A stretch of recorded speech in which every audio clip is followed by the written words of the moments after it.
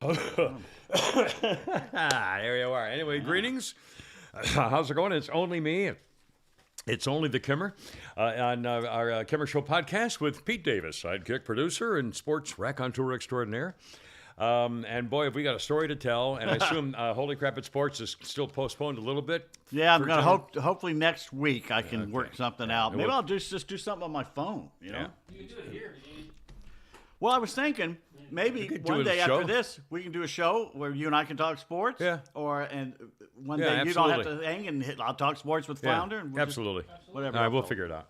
Anyway, and there's a reason for that, and we'll talk about that in a second. But also, speaking of Flounder, the mechanical mangler, of course, here at El Condo Floundo, and little kitty, and I took a little video. He actually let me touch him, so I'm going to put that on Facebook later on, which is kind of strange. Bad touching. No, this is theoretically.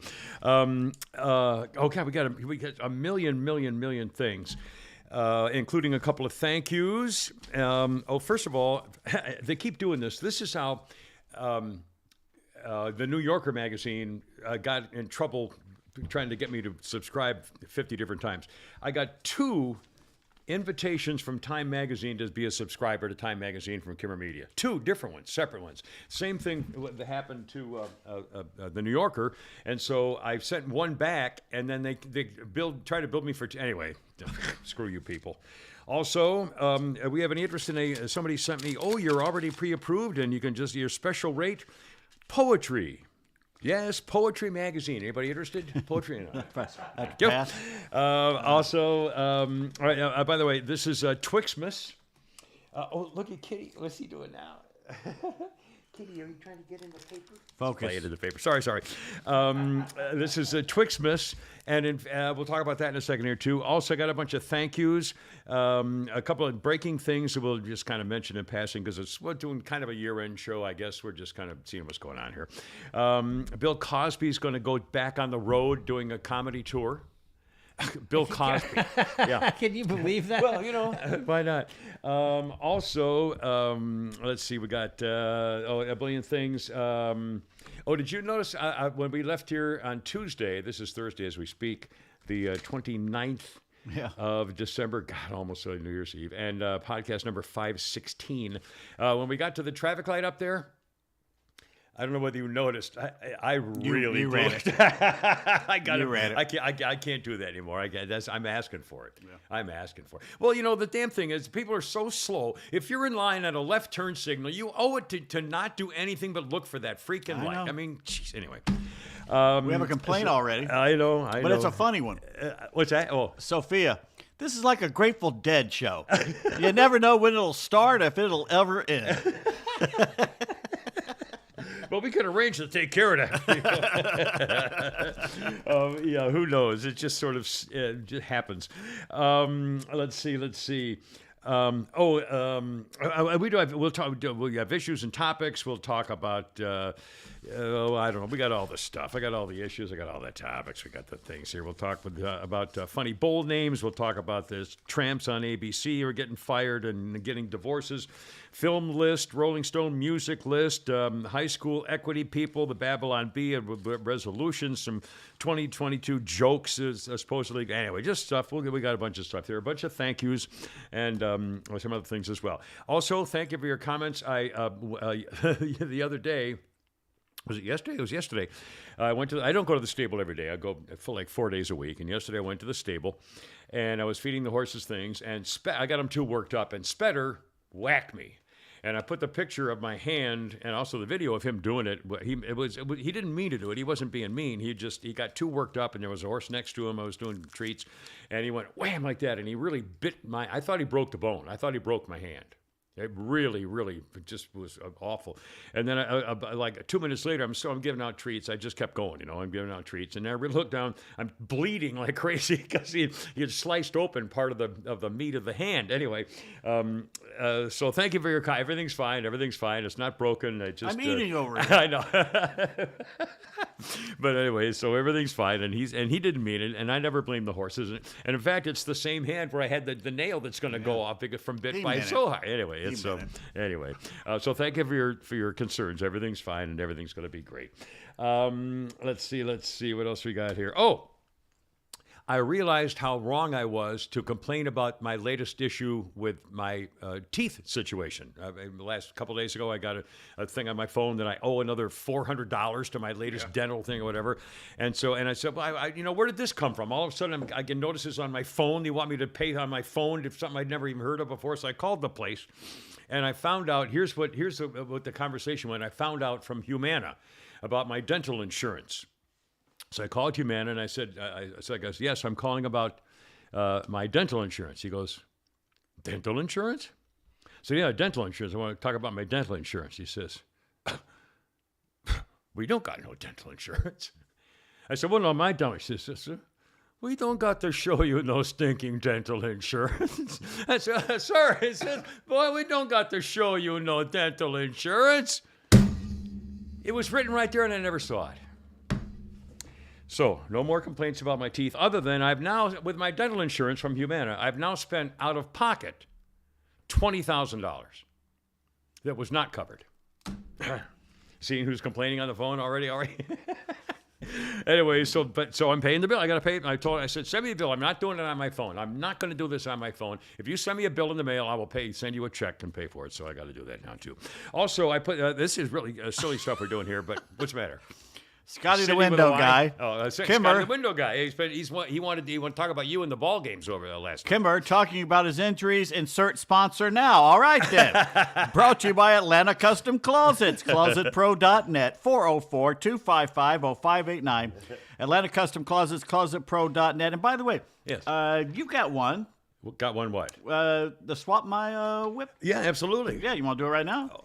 Well, yes, I do. In fact, I do very much. Swap My Whip. We owe him one. And by the way, this is really one of our fun sponsors. It's really kind of cool and different. Not that they all aren't, because they all have a special product to offer. But Swap My Whip. Now, whip is a colloquial phrase for a ride. Right.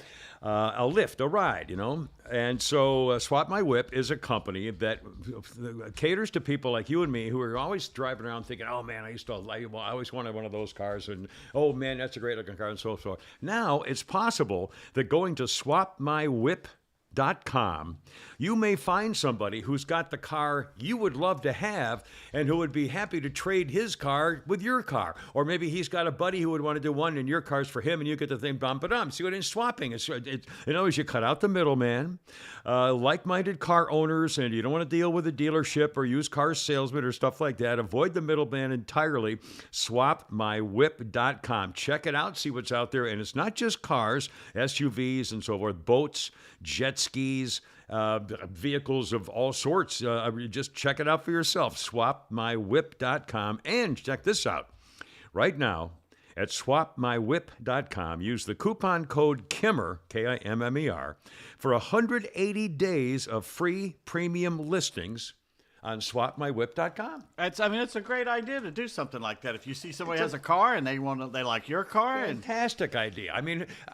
And frankly, who doesn't drive? I do it all the time. I love my car that I had now, but still, it's, oh man, I always wanted that, Camaro or something like that. And who knows? You might just have the guy right there. You make your own deal, and it could be the best thing ever happened to you. And you got nothing to lose. Just check it out. One of the few cars that I look out in the road that I go, gosh, that's maybe even prettier than mine, is one of those Jag E series that looks like a spaceship. Yeah. And those are just beautiful cars. In fact, the guy who started Lamborghini or Ferrari said it was the most beautiful car that ever been devised. Yeah.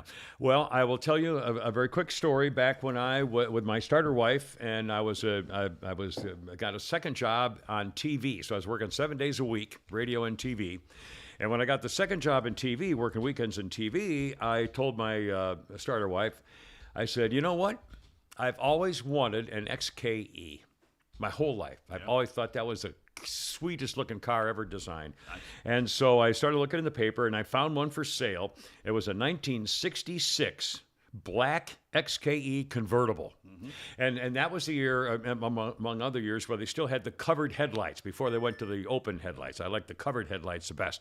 And so I looked at it, I saw it in the paper and I said, oh man, I'm going to look at this. So I drove out to check out the place, and it was some young kid owned it. Again, this was in 74, maybe something like that, and the car was a 66, so it was 6 or 8 or 10 years old, whatever. And I saw the kid, and it had. I opened up the hood. It had a couple of dings in the engine, and it looked one of the armor rocker things didn't look very good, whatever. So I said, he said, well, I just really can't afford to keep it up, And I said, yeah, what do you owe? What do you owe for it on the bank? He said $2,600, and I said, I'll give you $2,600. I said, actually, I'll give you $3,000. I think I gave him $3,000 just for a couple of $100. And I took that car. The problem, it was beautiful. I used to wax it about every 2 days, and I didn't drive it very often. It had no air conditioning. It had two barrel carburetors. So it had 3 carburetors, and the problem was it was an overhead cam engine made of aluminum. And back then, the Jaguar was the biggest piece of crap ever built. Yeah. I mean, every time I goosed it, the 3 carburetors tops would pop off. And so I'd have to pull over the road, open the hood, screw the tops on all 3 carburetors, and take off. I had a mechanic who I would invite to come to the house to fix it every time I needed something, and my wife would make him food while he was doing it as part of the deal that he would come to me in my garage and tune it or whatever. Anyway, so that car lasted for several years, and I sold it for almost nothing because it started falling apart. But that was the most beautiful car. God, I used to love that car. 66 XKE 2+2 convertible. Beautiful car. Oh. Man alive, but total piece of crap. And that was before I think does Ford still own Jaguar? I think they bought Jaguar. But they may still own it. I'm not sure. I don't know. Anyway, swapmywhip.com. Sorry, I got distracted there for a little bit. Dum. Oh, also, and I promise we have newsy things, and I want to do a couple thank yous. We got a Venmo. Is it a Venmo? Yes, we did. Shall we mention thank you? It is from Lori and also John. John A. Paid us with a Happy New Year, guys. Thank you. And Lori, latest too. So my phone popped up, and I saw what it was, and it was a recipe for... I still try to find it here. I forgot what they called it. It was a recipe for... Pork chops. No. Tenderloin. God, why can't I find it? Spaghetti. No, I can't find it. Manicotti. It was here we go. It's a recipe for biscuits and gravy casserole. Ugh. No. Think about it. No. And I put it on the Kimmer Show podcast Facebook page. Did you make it? You guys, I'm going to make it. I'm going to go to the store and buy this stuff and make it tonight. Okay. You take just very quickly. It's on the website, on the Facebook page. Take a pound of sausage, and you chop it up, and you grill the sausage until it's chopped up and grilled and cooked, and then you take a pack of the Pioneer gravy mix, and you put a cup of water in the Pioneer gravy, make it into gravy, pour that into the skillet with the sausage, cook it until it's simmered, until it's brown. Take it off the stove. Then you mix the gravy mix with a cup of water until it's smooth, and add that to the skillet. Stir it till it's simmering, and then you take 6 eggs and some milk. And you do that together, and then you take the sausage and gravy, put it in a pan, a 9x13 pan.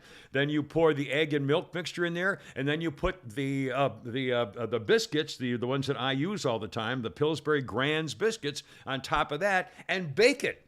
And it comes out as a casserole of sausage, eggs, and put cheese in there too. There's cheddar cheese in there as a casserole. I'll bet it's delicious. I'm going to try it tonight. My mom made one of those every Christmas morning.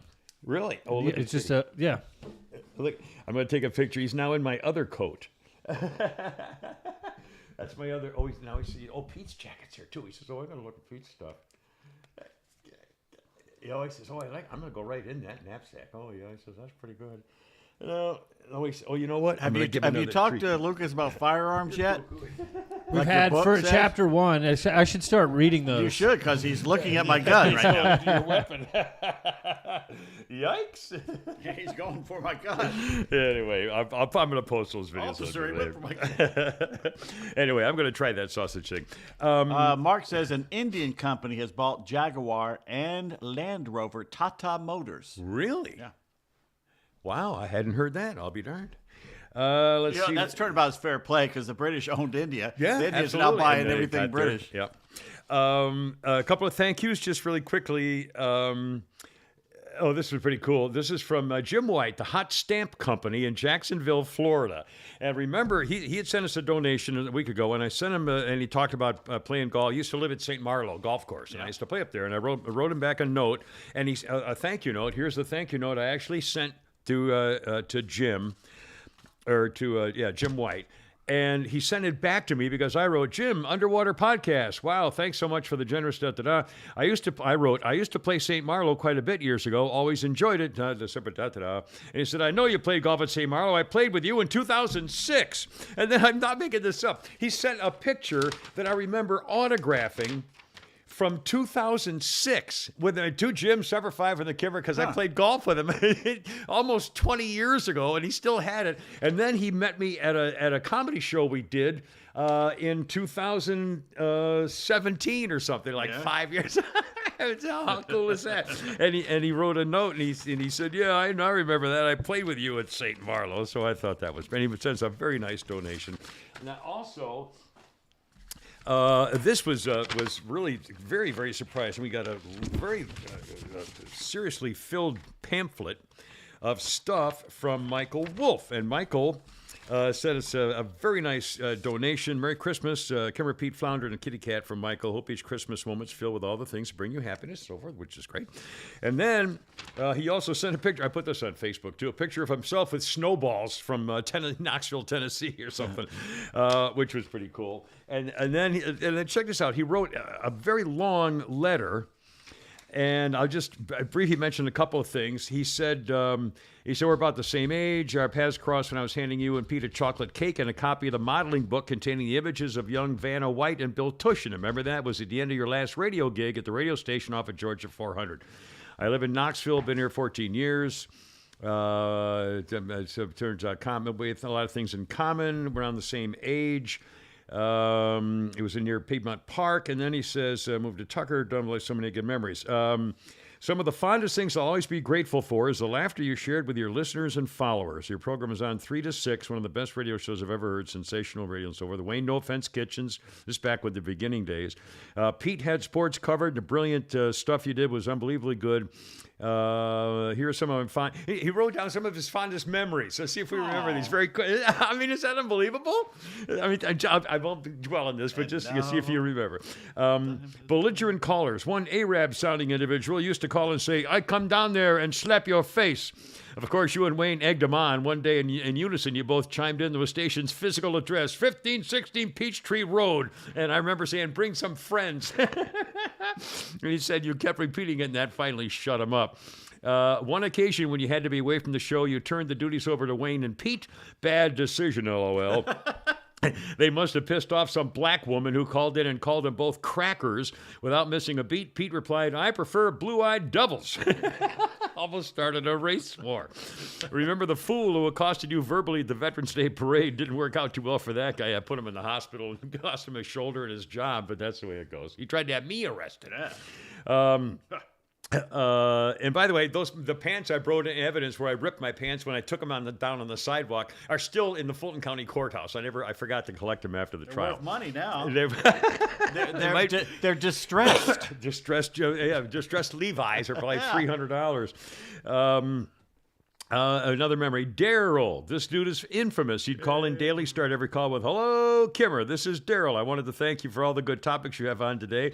Of course, he panned the Redneck Christmas Carol you put on. I had one, and you autographed it for me, gave it to his mother. Wayne texted me and said, don't know who this person is. Unbridled comedy, been listening, laughed so hard. One guy wrecked his car on I-85, but he wasn't mad. He pulled over and called the show. I remember that. A guy got into a wreck listening to the show and called in to talk about it. Very funny. Oh, and the other thing, Wayne's kids being rejected from the Cherokee Christian Academy because he worked with me.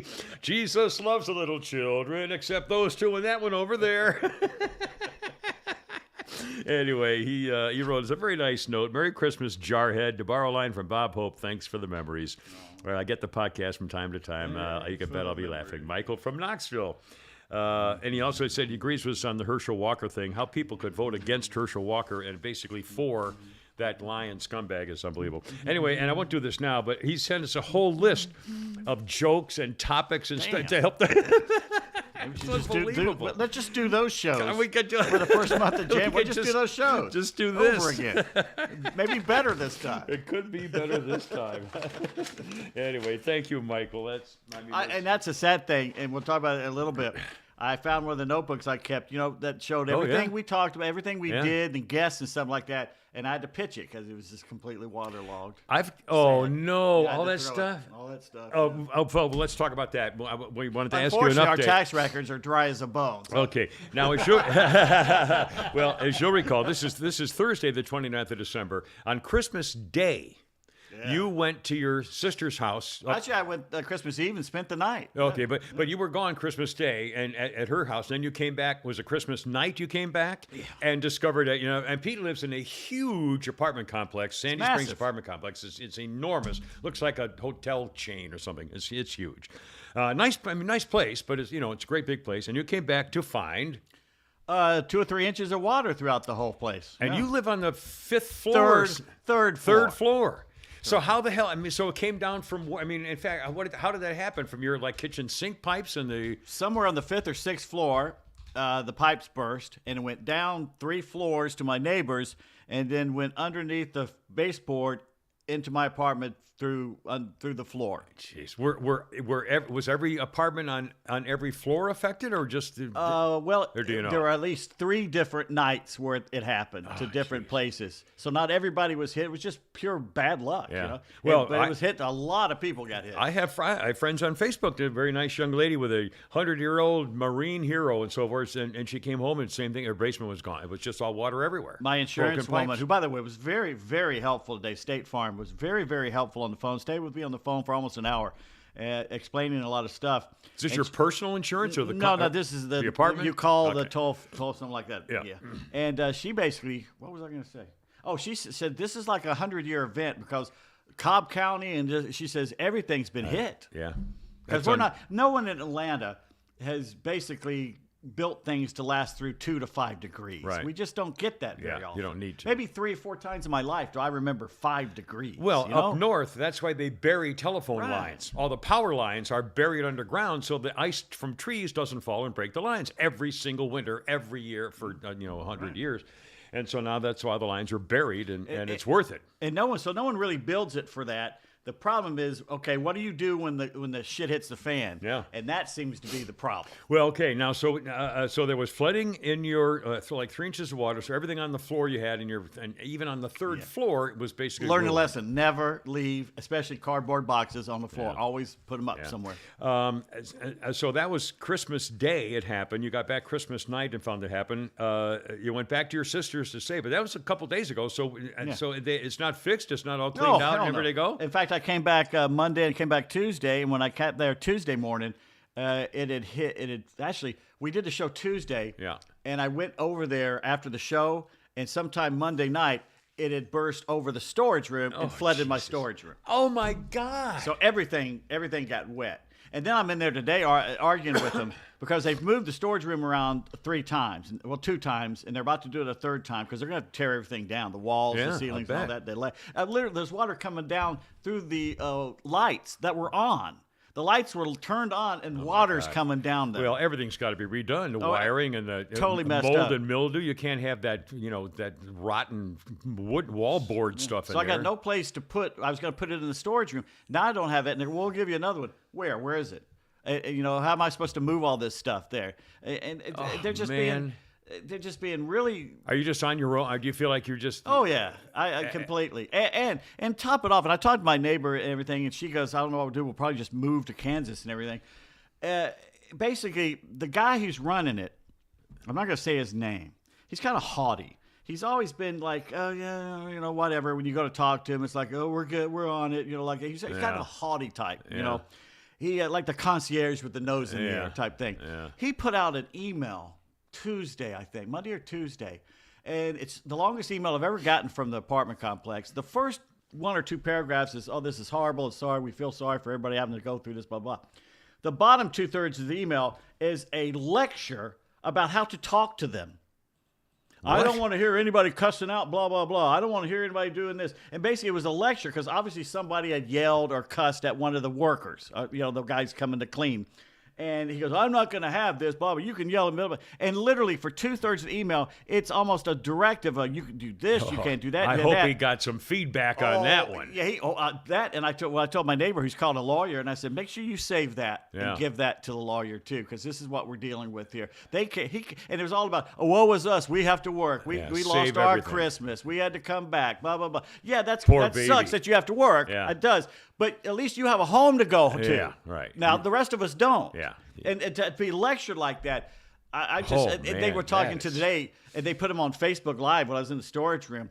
And I'm going, it's a good thing you're not here. You better just stay down there in the office right now after your email. Jeez. I don't want to see you. You have the other guy call me. Your boss call me from now on.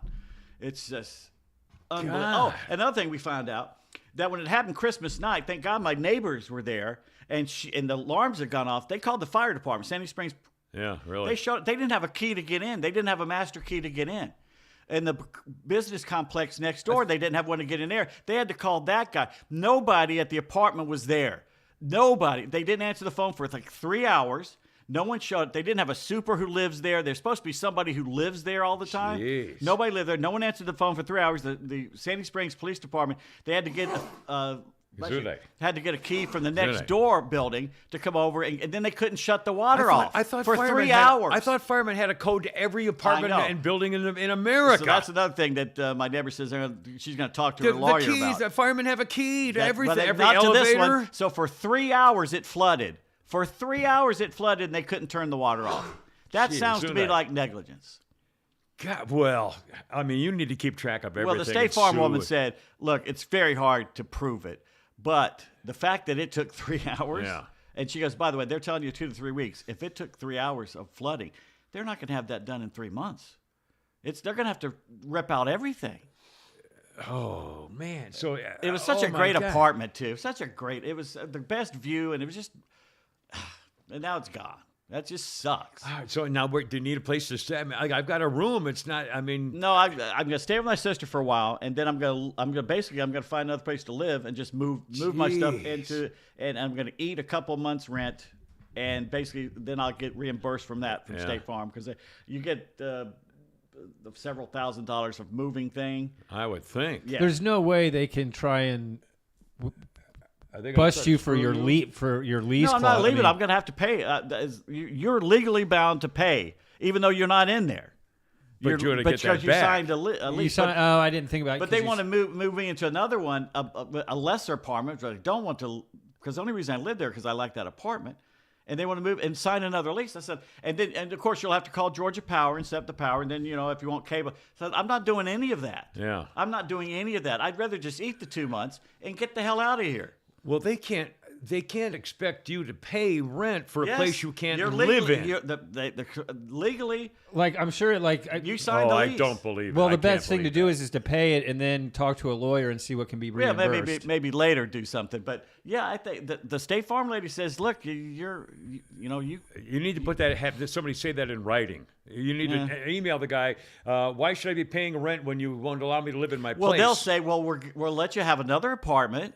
And I said, yeah, but I'm not going to go through the rigmarole of signing a new lease and having to deal with Georgia Power again. Jesus. And that way I would have two accounts open with them. Right. And they're going to say, well, we offered you another apartment. Right, that's what they'll say. Oh, my God. So I suppose revengeful arson's against the law, right? We can't. Well, here's the thing. They moved me in another apartment. It's not going to be below freezing again for at least a week. And what if it gets freezing again in January and February and more pipes burst? Yeah. Well, God. Oh, man, that sucks. It does. And now I will say this. Of all the places I've lived my entire life, homes, houses, condos, I've never had this happen. So I can't really complain that for once in my life, something bad like this is happening. I've had it happen. It wasn't a tornado. Yeah. It wasn't a massive tsunami. It wasn't something that killed people. Or something. Yeah. It wasn't a fire. Yeah. So I can't really complain because everybody goes through this at least once. Well, yeah. I've been through it. Yeah. Except Flounder, he's awful quiet over there. Yeah. It's coming. No, I'm trying. The funny thing is when I lived in Athens in 99 to 2002, a friend of mine was renting a home and he lived in the bottom part of the house. Yeah. And there was behind the house was a gas main break, and it flooded with shit, piss, and all that stuff into the only into the basement of the Could have floor. said sewage, but again, you So, know. yeah, it was Gray water. but anyways, all of his stuff, like Pete's saying, like they had stuff on the floor and everything was ruined, and they hardly got anything from the insurance company at the end of it. Well, that's the lesson learned. Everything I've gone to Target. I've bought every tote they have. Yeah. I'm putting everything into plastic totes from now on. But And I I just- should have done it. I've had 4 years to do it, and I just put it off. My- But who thinks you're going to get flooded on the 3rd floor? Well, when my final wife and I got married, and I bought a house in Alpharetta in a cul-de-sac off of Barnwell Road there in eastern Alpharetta. And we moved into the house, and 2 days later, before we were still renting it because it hadn't gone through for the official sale yet, so we were paying them a rent until we threw. And the pipes burst and flooded out everything in the basement. And I remember talking to the realtor, and he said, "Well, we'll figure out who has to pay for it later." I said, "Excuse me?" I said, "I don't own this house. You think I'm going to pay for the broken pipes that I'm here renting this house until it's mine?" And he said, "Oh, well, yeah, I guess that's true." It's unbelievable. It's just, the first thought is, well, I don't want to pay, you dirty. Anyway, but again, it happened twice. Upstairs, like a year later, the pipes from the PCP pipe from the upstairs bathroom broke and leaked through the ceiling where we were sitting on the couch in the living room, and the chandelier fell from the ceiling onto the floor and almost hit me and the barman, my son. And that's when we called the fire department, because I said, "Oh my God, if this is electrical issue with the chandeliers now crashing on the floor with the wires just," so, it was a nightmare, but that's 2 things in one house. And it was a new house. It was like 5 years old. So now I need a new place to live. So anybody knows of a very cool place to live north of Sandy Springs, How far? around 400. Kind of up that way. Right, Like so I say, depending look with off Alpharetta- McFarland Parkway and stuff up there. There's a lot of new stuff being built, and you're also 30 minutes away from Helen and all Well, North Georgia Yeah, stuff. but I'm telling you, the traffic in Alpharetta is getting really, and But Johns Creek. I won't be going back down here except to here. Here, this is pretty much, again, yeah. if then you're. If I'm you don't through have to with worry Atlanta. about it, then I wouldn't worry about it that Yeah, much. if I'm going anywhere, I'd be going north, like up in the mountains, Yeah. to get away. Well, Yeah. or Canton and all the places between Alpharetta and between Roswell and Canton, and LJ and all this- just go those right nice up. places. There's a pantload of. Not to mention your cost of living is going to go down. I hope. Probably Like rent Well, wise. yeah, I mean, rent- because Sandy Springs is a very. It was expensive. It Yeah. was expensive. It was getting expensive. Yeah. Let's put it that way. Well, if you when you need help moving or hauling or whatever, we'll figure. my moving days are over. I hire people now. I stopped doing that a long time ago. Because I just out of I all moved this- all my clothes. out You of- know how heavy clothes are. Yeah. 3 Yeah. huge hefty I bags know. of clothes, and I'm gonna be passing out. From a later. percentage standpoint, out of all the stuff that got how much stuff will you be able to take with you? Including I don't know yet. including the other apartment. Because I had all this stuff. Books I'd collected my entire life were in these cardboard boxes. I don't know how much Oh, have been man. damaged until I open them and look. So far, I've been lucky, as this would, that it's been just 1 or 2 things I went, oh, crap, about. But I haven't got to the really good stuff kind of in the back by the wall. Those are the old books that I had. That one day I was going to have a library room or something like that. Well, probably not now. That stinks. Again, if you need. Oh yeah, and it smells like cat piss. Oh, the there's entire no way to- apartment yeah. smells like cat piss. The whole complex is going to smell like that. And I went in there, They'll never get rid of that and mold and mildew. they left the heat on, so the heat was going on with the windows down, so it was baking in there. Oh, So I jeez. went in there, I turned the heat off because I'm not paying for that, and I opened up the windows to let some air in there. So if they're going to give me a lip about that, it's like it's not going to get below freezing for a week. Yeah. It's okay if the windows stay open. Yeah. Jeez. Holy moly. Well, that really stinks, man. Cat piss is what it smells. Sorry, oh, Lucas. Oh my goodness. Geez, I don't even know where to begin now. We got so many things. I haven't even started talking about the newsy issues, and well, although I may not even do it. Let's see. God, I tell you what, I want to talk about one of my sponsors, and then coming up, have you seen the tweets about Greta Lundberg or Thunberg or Thunberg, whatever, and the light heavyweight champion fighter going back and forth on Twitter and wokeness? We'll talk about a New Year's Eve prohibition from the 20s. a celebration that left people dead, out of the old history book here. Also, Biden's worst mistakes of the 2022. God, we got so many things. Funny football, bowl game names. I assume you've been watching a lot of football the last couple of days. Yeah, well, as much as I can. Well, that's right, too. You're not. I've been down there cleaning. Oh man. Well, if I got a TV, but I only have one, so you'd have to share it with it. By the way, did you say PCP pipe? Yeah. Now what it's called? No, it's PVC. Oh, PCP. I think it's something else entirely. Scotty goes, PCP is a drug, Kimmer. I'm not good with drugs. I'm not good. I don't know any. I'm just not good. 2 beers and I'm high, and so I don't even do the hard stuff. Also, coming up, the Tramps on ABC who got called. The blondes, hot blondes, got to go for the brothers. Guys, you should the just brother be careful. allegedly had more than one affair. Apparently, yeah. This is really with creepy. people he works with. Really, they got to fire him. It's over. It's over. Also, I mean, I we're know. not being moral about this. You cannot have affairs with multiple coworkers. Yeah, and it doesn't matter whether they're consensual. I mean, if you're representing other people, I mean, come on. I mean, it makes for a horrible workplace. Yeah, I know. Mega Millions jackpot. The guy who Unless Santos, you're the one getting laid. Yeah, George Santos lying about his resume and got elected to Congress, and Who now cares? I know. Well, we'll talk Elizabeth about it. Warren. Look at Joe Biden, President Who cares? Josa Nostra. He lied about everything. She lied about everything. So if they kick him out, then we need to kick the president out. They ain't kicking He lied about nobody. his entire He's resume, Hispanic. his whole life. The Republicans got to raise hell that they're kicking an Hispanic out. I know. Anyway, we got a whole bunch of things here coming up here. It's, if you don't mind. Also, have you heard? As I was coming over here, I pulled over in that little parkway I go to kind of get things organized before I come into Flounders because I'm usually early. I always show places early, so I go to this park and sit and kind of do things. And what story popped up? Time Magazine. Have you seen this now? Time Magazine says exercise is rooted in white supremacy. Oh. And the woke gingerbread man. Have you heard about the non-binary gingerbread man? I've got a picture. I heard someone say the other day, we should stop using this word stop using their terminology. They're perverts. Yeah, I don't know what it means. means. It's not non-binary. It's perversion. Yeah.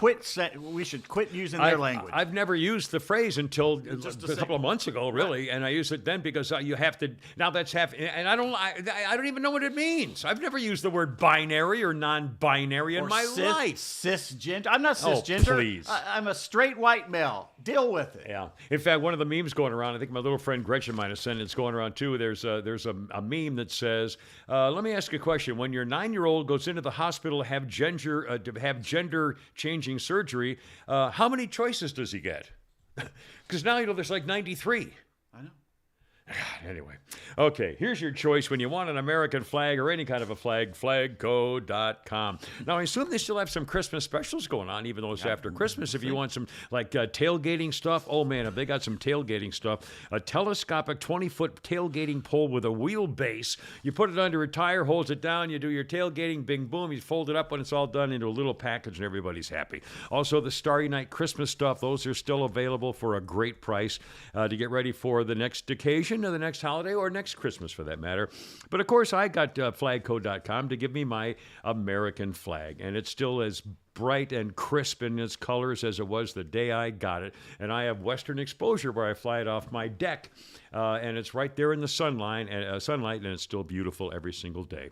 Now, it's not just American flags. Every country flag, every state flag, every military flag. They have lighting kits, silver and gold beacons, flag ornaments. I have the white pole with a silver thing on the end of it on the top.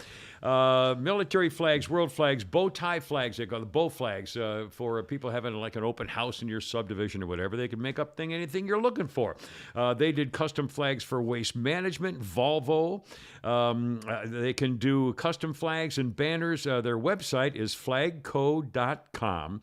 They have mounting devices. You can even now mount these flags on brick walls, which nobody's been able to figure out until flagco.com. Remember, they make great presents as well, especially if you have some maybe newlyweds or new people in a new house and so forth. This be a great housewarming present. It's their brand new American flag. Tell them the Kimmer sent you. Give them a call, flagco.com, 800 962-0956. And tell them the Kimmer sent you to flagco.com, and everybody's going to be happy. One of our longtime Kimmer sponsors. Yes. So thank you. Let's see. What else? Well, we got a billion things here. I guess we'll do a quick newsy thing here. The Buffalo, New York thing. God, what a story. 22-year-old woman in her car, tries to leave work, car gets the snow. If you saw the video, I mean, the snow was like 6 feet deep, and she tried to drive and got stuck and couldn't get anywhere. She should have stayed in the office. Well, she was from Charlotte. She didn't know how to deal with the snow. I know. But even the people who did are dying. Yeah, right. And this 22-year-old woman calls her family and says, "Oh, God, I got stuck in the snow, and so I'm going to stay here." And I called up. She said, they said, "Well, call the police." So she called the police, and it was a few hours until the police found her or got to where she was. And in the meantime, she was taking video of her surrounded by snow on her cell phone, showing, "Look at this, it's incredible, I can't believe it." I mean, and she died. See, at some point you got to get out of the car and head Well, for a start house, walking. Head for a building and knock on the door.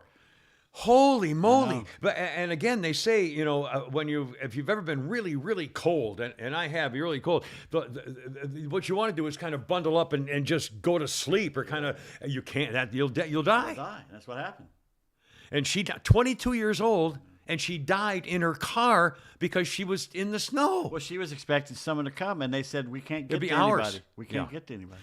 And then Southwest Airlines. Holy smokes! Did you hear about the story in Buffalo where the two guys were going to get their mother who had a heart condition? Oh, yeah. And they went and got her, and they tried to get her to a vehicle, and they're having trouble. She couldn't walk, and her electric thing had gone out, so she didn't have that working to breathe. And she died on the way to the car, so they took her to a neighbor's house and left her body there to try and go get it. And the neighbor said, "Yes, you can leave her body here." That's 1800s shit. I'll tell you, man, it's...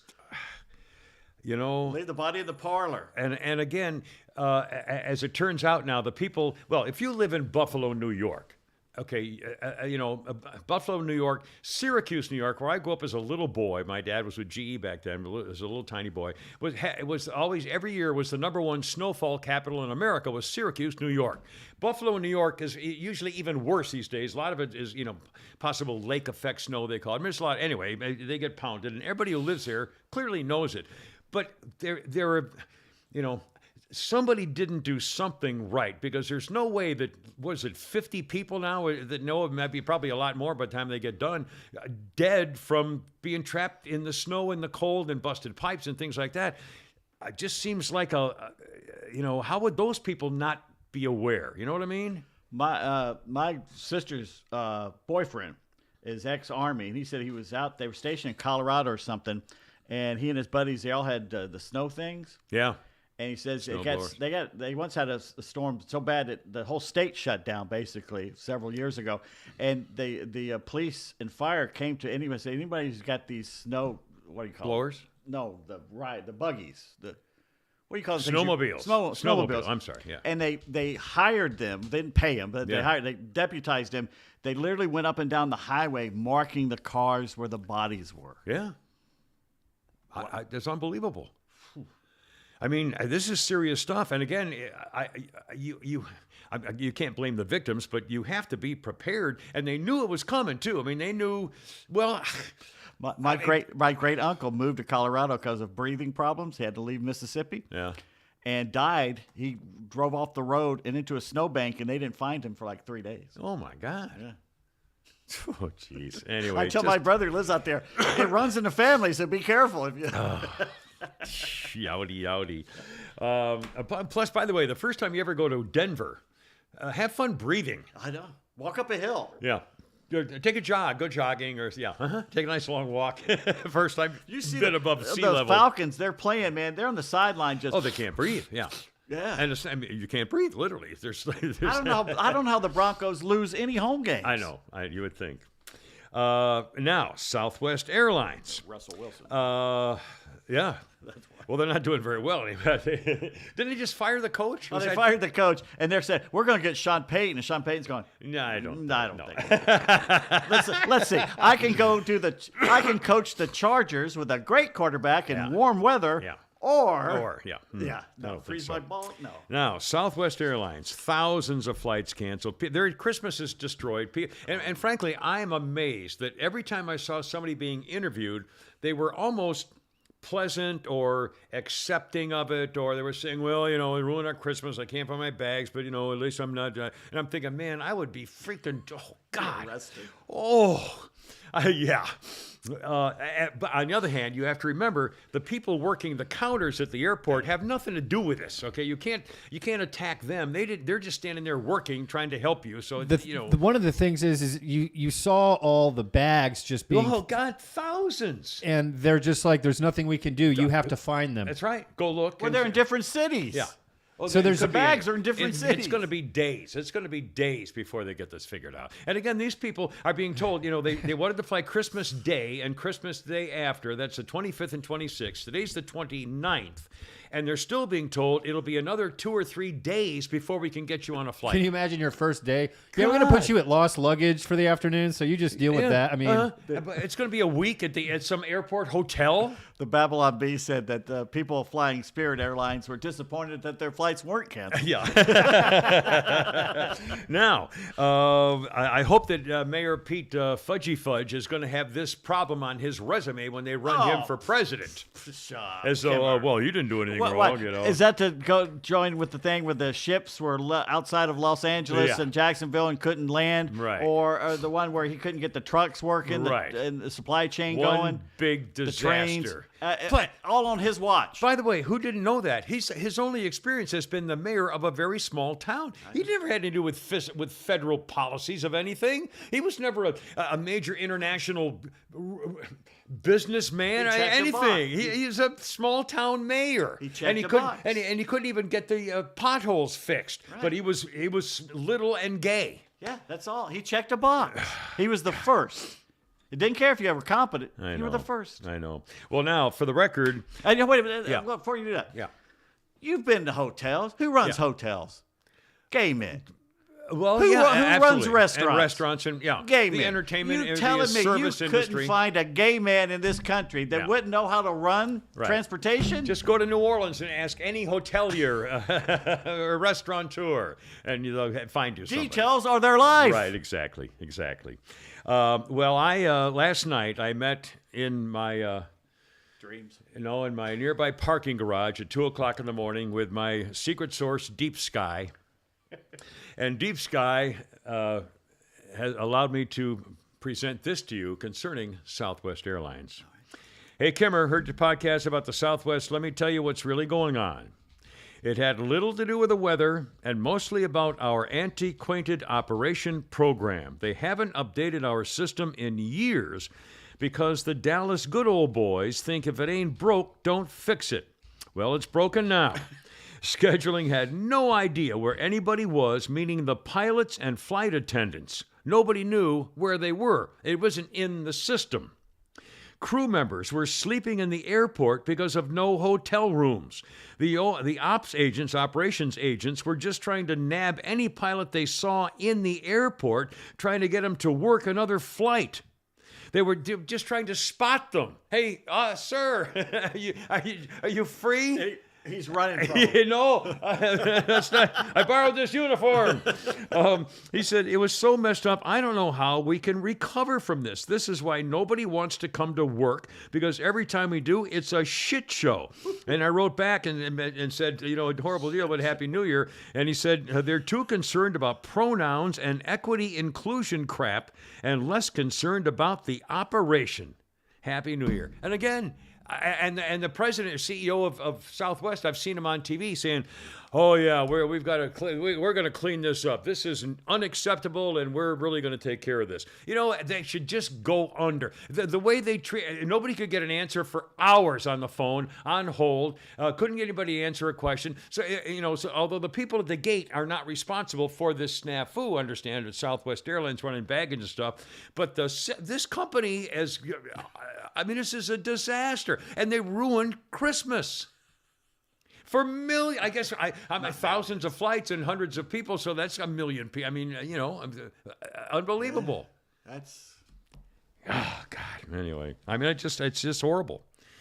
All right, hold on. I don't know where to go next. I got so many things to talk about here. Let's see. Let me get to my phone. Hold on a second.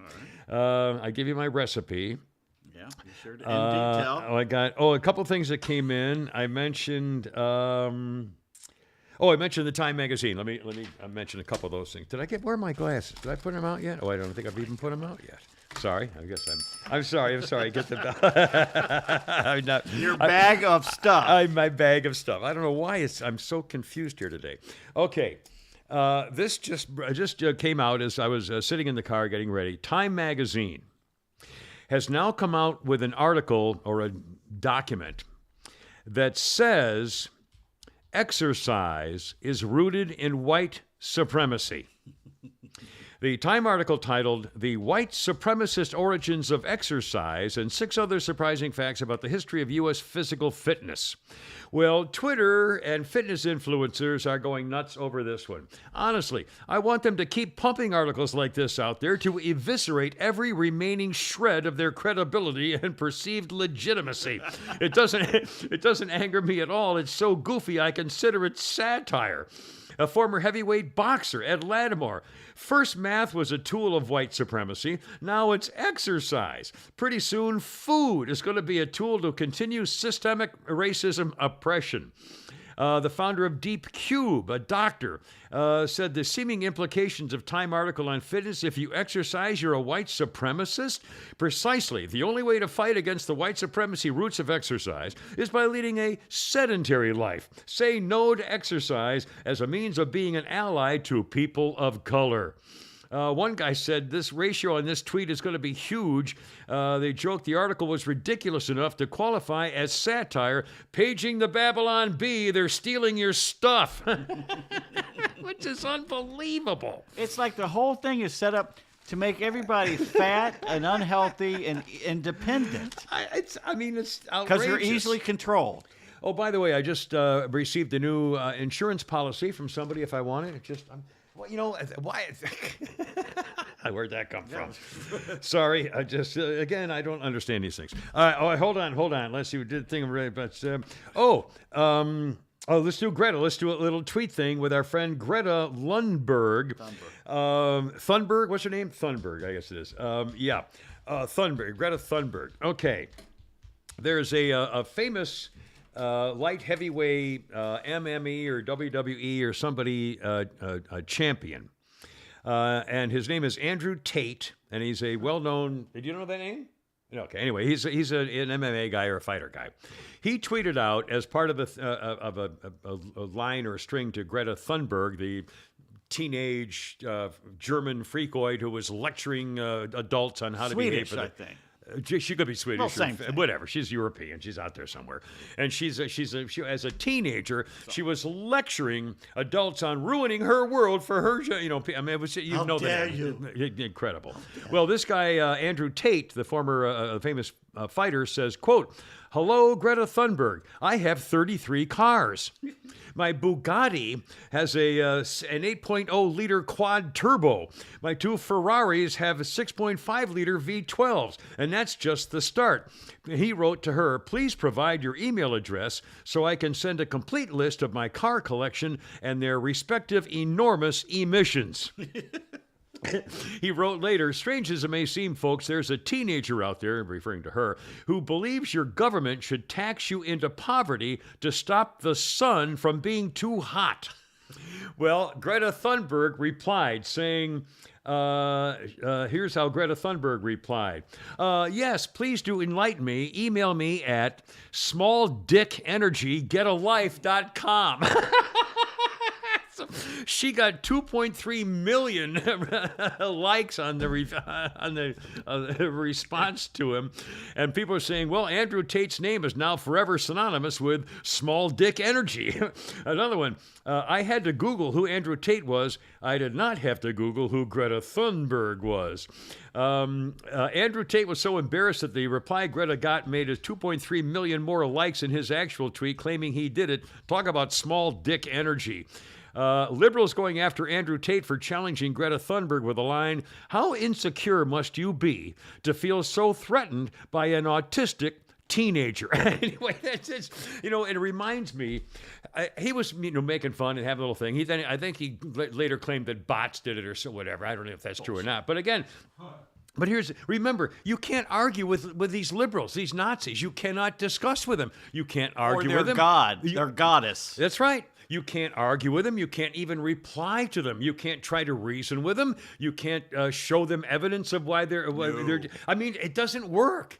And this is what amazes me about the whole. Again, the worst thing that's happened, really, I think, in my lifetime about the last 6 years, is the loss of the freedom of speech and press, and it's because when you tune it out, it's gone. If you refuse to accept it because you believe you're so much better than people who would have that opinion, it's gone. It's over. They're still arguing with people and screaming at people about not getting the shot. I know. A shot that's been proven that doesn't work. I heard somebody on 106.3 where affiliate was saying that they did the latest research shows that if you take the people between like 25 and 35 years old and you do a research on their medical conditions, those who got the shot had heart problems, those who did not. Right.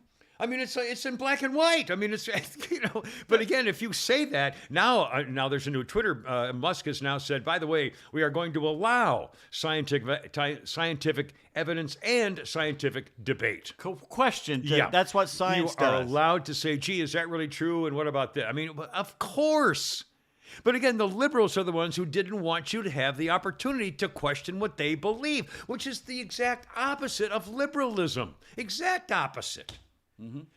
It's like the ABC producer for What's His Face, 37-year-old, in shape, slender guy, drops dead of a heart attack at 37, as if that's normal. Yeah. And he got him. He got all those shots and they had boosters to. If he's and all working that at stuff. ABC. They forced him. He probably took it willingly. He probably lined up for all the boosters. I'm sure he did. Someone pointed out the other day, bragging about it. What if you made a product that didn't work? Yeah. But you blamed its malfunction on those who didn't buy or use your product, while at the same time telling the people who did buy and use your product they had to keep buying it every 3 or 4 months. Yeah. You'd be out of business. And it was the people who didn't buy the product you were blaming for the problems Why of the people work. who did get the product. And by the way, China's going through a whole thing now where people are dying right. Their hospitals are full. They're 90% vaccinated. Why is this happening? Yeah, there you go. Well, not only that, when Trump's running, they're going to try and say he's the one that pushed the failed vaccine. Yeah. But at the same time, they're pushing everybody to still take the vaccine. Yeah, I know. And Fauci's wealth, by the way, skyrocketed. And you know the woman who's in charge of bioethics at NIH that's supposed to keep Fauci in line ethically? It's his wife. It's his wife. God, I didn't know that. Musk put that out yesterday. Yeah, said, did you know this? That's his wife. And isn't he the richest guy in the federal government? He's the highest paid guy in the federal government, and his wealth in the last 3 years has gone. And it's because he's linked with the he's got health stock. initiatives and he's got stock in all of it. Yeah. Holy criminy. The Guardian pointed out that there's one of the British things that's supposed to overlook the drugs, like their FDA or something like that. Mm-hmm. Not only has people that worked with Big Pharma, that this is a government entity that has stock in Big Pharma. Yeah, well, of course. I think Nancy Pelosi got rich being on the inside track of all the stuff going on in Congress. The Chinese stuff, yeah. Jeez. And they're all, yeah. How does Mitch McConnell get his money? His wife's Chinese. Well, she's got ties with them. Yeah. Man. All right. Here we go. Let's continue this just for a second. The top 10 worst decisions and things that President Crime Family has done in his first year in office. Just the worst 10. 10. He canceled Operation Legend with a record crime wave. Operation Legend was the federal program to aid local law enforcement by allowing federal agents to help out local jurisdictions. He canceled it during a crime wave. Number 9, he weaponized the FBI to intimidate parents who show up at school board meetings, calling them the domestic terrorists. Number 8, in the midst of a historic labor shortage, he pushed vaccine mandates, forcing employers with more than 100 employees to fire the workers who didn't want to get the shot. Number 7 is war on fossil fuels. Helped drive domestic production down, gasoline prices through the roof. He begged OPEC, a foreign oil cartel, to produce more oil because he canceled all of ours. Number 6, he greenlighted Russia's Nord Stream 2 pipeline to Germany, inappropriately pressuring the Ukrainian president to accept the whole deal and dominance over his country. Democrats impeached President Donald Trump for far less. Again, think about that. Biden pressured the president of Ukraine to accept Russian dominance and energy over his country. You remember Biden also, as vice president, put the arm on the Ukrainians to stop investigating his son, who was on the payroll for the energy company. Number 5, he showed such weakness in the face of Russian aggression against Ukraine.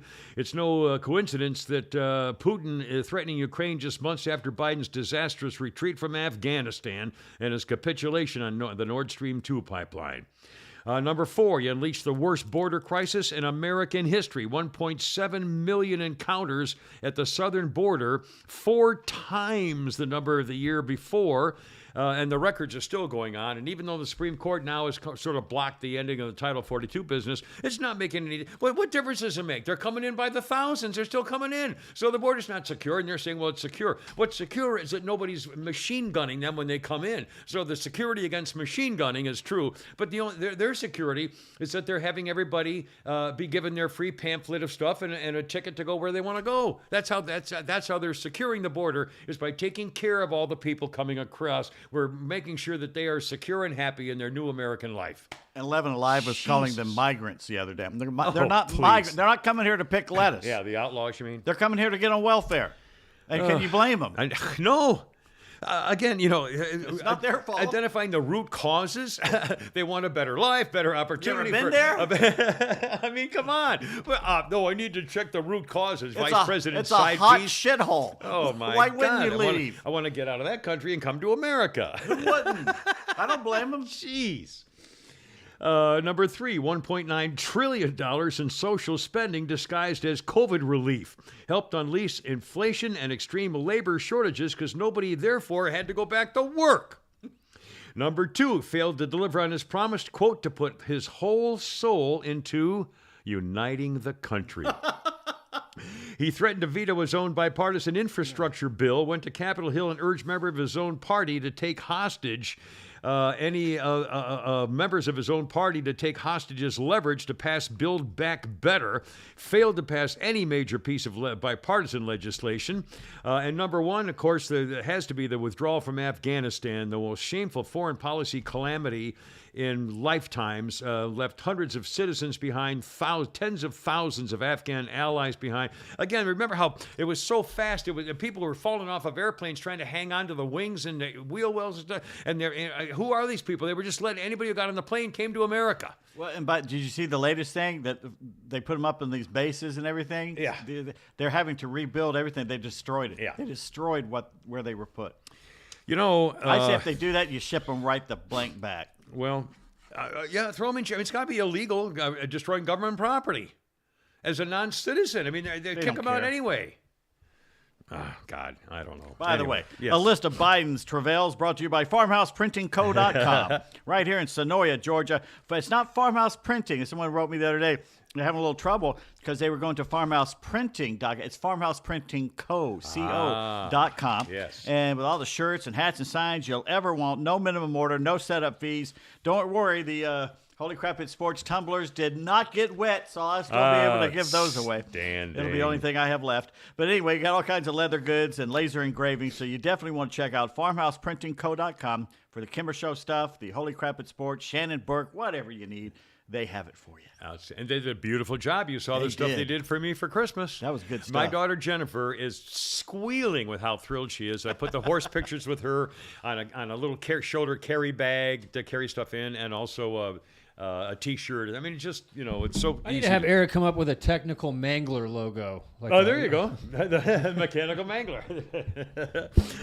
Oh, I forgot to mention one thing. One of my buddies is Kevin Halko's a Delta pilot.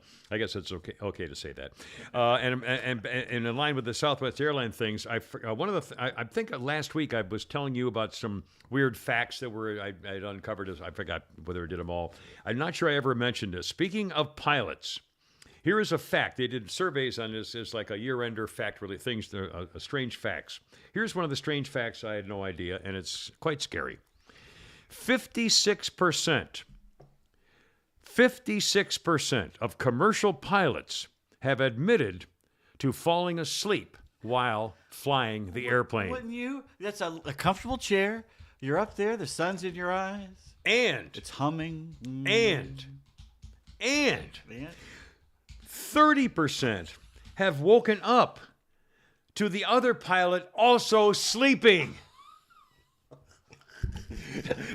All right, now wait a minute. I mean, it's pretty much flight mode from the minute once they God. take What a off mess. and they're up. Yeah. It's That hum, cruise control. that incessant hum, just puts me to sleep. Yeah, and you're comfortable, and you got headphones on, or you may or may not. But again, you're in the little cozy little thing, you know. Got the blankets on. Now, remember, Wayne, no offense, when he was working down there, had some of the pilot buddies who used to listen to our show, had me go down there and let me go do one of the training cockpit things. And so I got to fly a 747, as though it were a 747, and it seemed real. And the guy, you know, you had to get to like 220 miles an hour on the runway before you can lift it off. That's what I think it was 220 miles an hour, and then you pull back. Wouldn't you crash it on purpose just to see what it would do? I tried to drive it through the Delta sign on the airport thing. He said, "No, you'll stop there." Oh, crap. So, and when I landed, I tried to put it back up in the air again, like a bounce land, and kick it and go back. He said, "No, that's not going to." Can we turn upside down like Denzel Washington I asked did? him. I said, "Can I do a loop-de-loop?" And he said, "No, that's not going to happen." But it was fun as hell, and they were so nice. And again, they gave up their free time one night to have me go down and play in their little simulator. Which Scott has an idea for you, Flounder. The mechanical mangler, you put Flounder's face on Dr. Octopus from Spider-Man with a bunch of lightning bolts behind him and all your arms reaching out, touching things. interesting. I love it. That's one. Let's see. Hold on a second. If we do the thing, I can. Okay, now a couple things. One more. Yes. Scott says, aircraft of the future will have two things in the cockpit, a pilot and a dog. Because The pilot is there to feed the dog. The dog is there to bite the pilot if he ever touches anything.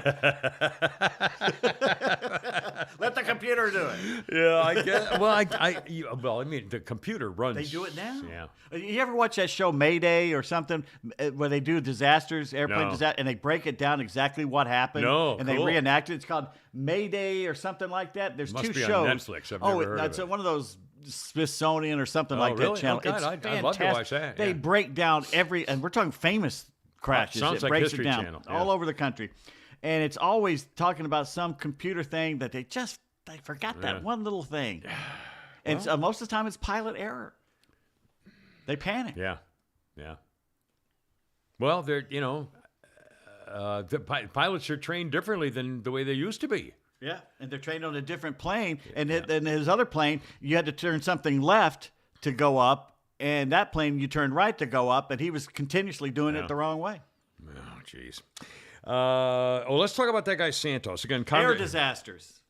Air disaster. That's Oh, the okay. name. Oh, I've seen that. I've There's- never watched it. I've Oh, seen the watch listing it. for It's it. fascinating. That's what it is. I have seen that listing. I think it's history. It might be A&E or And History there's another one Channel. called Mayday, and I think that one's Mayday and Pilot Mentor Yeah. and Air Disasters. By the way, the Mega Millions jackpot is now what, 700 million now, or 800 million? I got Or mine. well, I'm going to buy some tickets. You want to buy? Shall we chip in just to do like a joint Let's see thing, what just it for the is, hell of right, it? A joint. Who wants to go get tickets? Wait a second. How's that? Let me see. Let's No, see you what can it- do them put in- online, Pete, can't you? Yeah. There's the app. Yeah, So I buy mine online. Oh well, I tell you what, I got $10.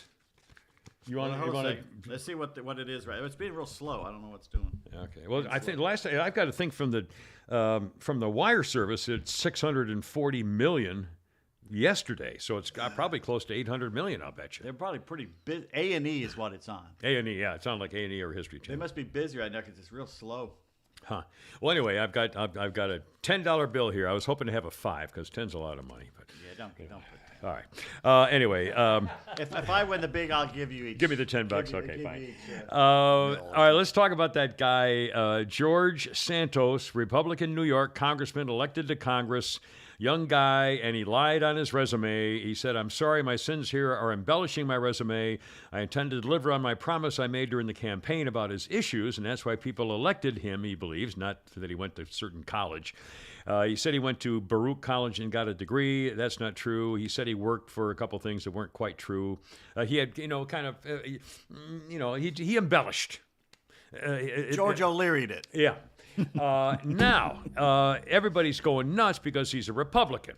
Of course. Let's talk about the current president of the United States, President Pervert, President Cosa Nostra. He lied about his rank in law school. He lied about having 3 scholarships. He lied about everything on his background and resume. He lied about being arrested with Nelson Mandela. I mean, the man lied about everything. Still lying. Do we have to do the whole list of all his lies? Oh my, he lied about the drunk driver killing his wife and daughter. He lied about the medal to his uncle or something. The Purple Heart to his, I mean, he lies about everything. So his resume was false. He therefore should never have been elected. He lied on his resume. He plagiarized a British public official when he gave this speech. Yeah. I mean, his whole history, he's never been real.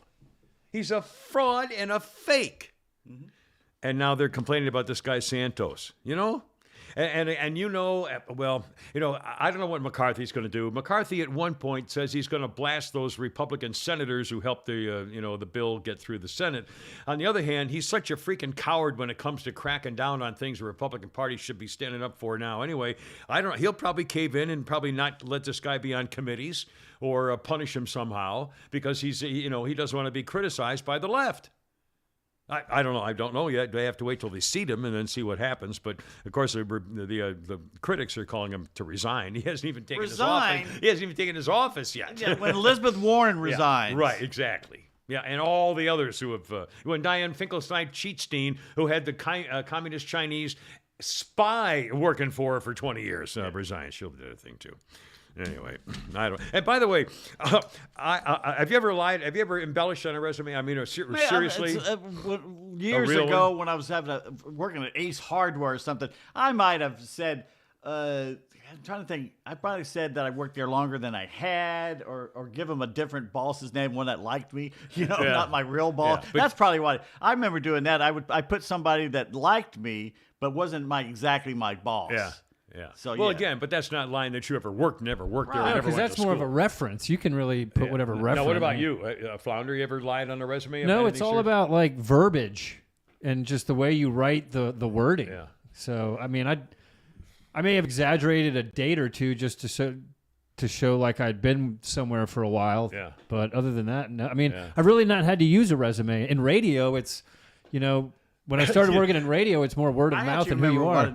On several things, I said I actually attended San Diego State. I actually audited classes there, and I went to San Diego City College, which was its feeder school. Huh. But I went and sat in on some of the courses, but I never actually was enrolled at San Diego State. You didn't say you were graduated from No, San I didn't graduate. Yeah. Well, I think that's legitimate. But I've never really had to lie. I haven't filled out a resume and. God, I think our last radio station asked me to give him some kind of a fact sheet bio so he could tell people what I used to do. What's a CV? But, okay, we want a verite or something. We want a resume, and then they want to slap another resume on top of it. Yeah. Why? Yeah, I don't know. It's special. Why? Because it's Latin. A little hoop. Oh, make them jump through that hoop too. Yeah, omnia Gallia duetus and tres partes too. But I remember when I was doing it, I mentioned this not too long ago, but I get the biggest kick out of lying on a resume when they asked me for a resume and a bio to when I was the MC of the Sammy Davis Jr. concert at Georgia Tech or something or other. And so I wrote him up a resume, and on the resume I wrote that I played the drums for the Beach Boys in 1971 during a break in the action when Brian Wilson couldn't make it. I invented the Necco wafer, and I was the only American to win 2 Nobel Prizes back to back. And I swear to God, as I'm walking up the aisle to go up to the stage, this little old lady, that young man has won 2 Nobel Prizes. Breaking news. Yes. Unfortunately, Pele has finally passed. Oh, he died? He passed. Oh, that's a shame. One of the best, Well, if he not was. the. He's got to be up there. 80-something, right? 88 or 9. Wasn't he up Let me pretty see close? what his exact age Well, that's was. a shame. Yeah, that's a shame. But he had what a life. He did have a great. He was the greatest at what he was the Babe Ruth, Wayne Gretzky, Michael Jordan of his sport. Yeah. And nowadays, I wonder when that started. If you had been, as a person as old as I am, as a baby boomer, I'll bet you up until 1990, if you asked anybody in America, when you think of soccer, who's the one person you think of, they would have said Pele. Pele. Yeah. I wonder if that's true today. Who would they? No. Beckham?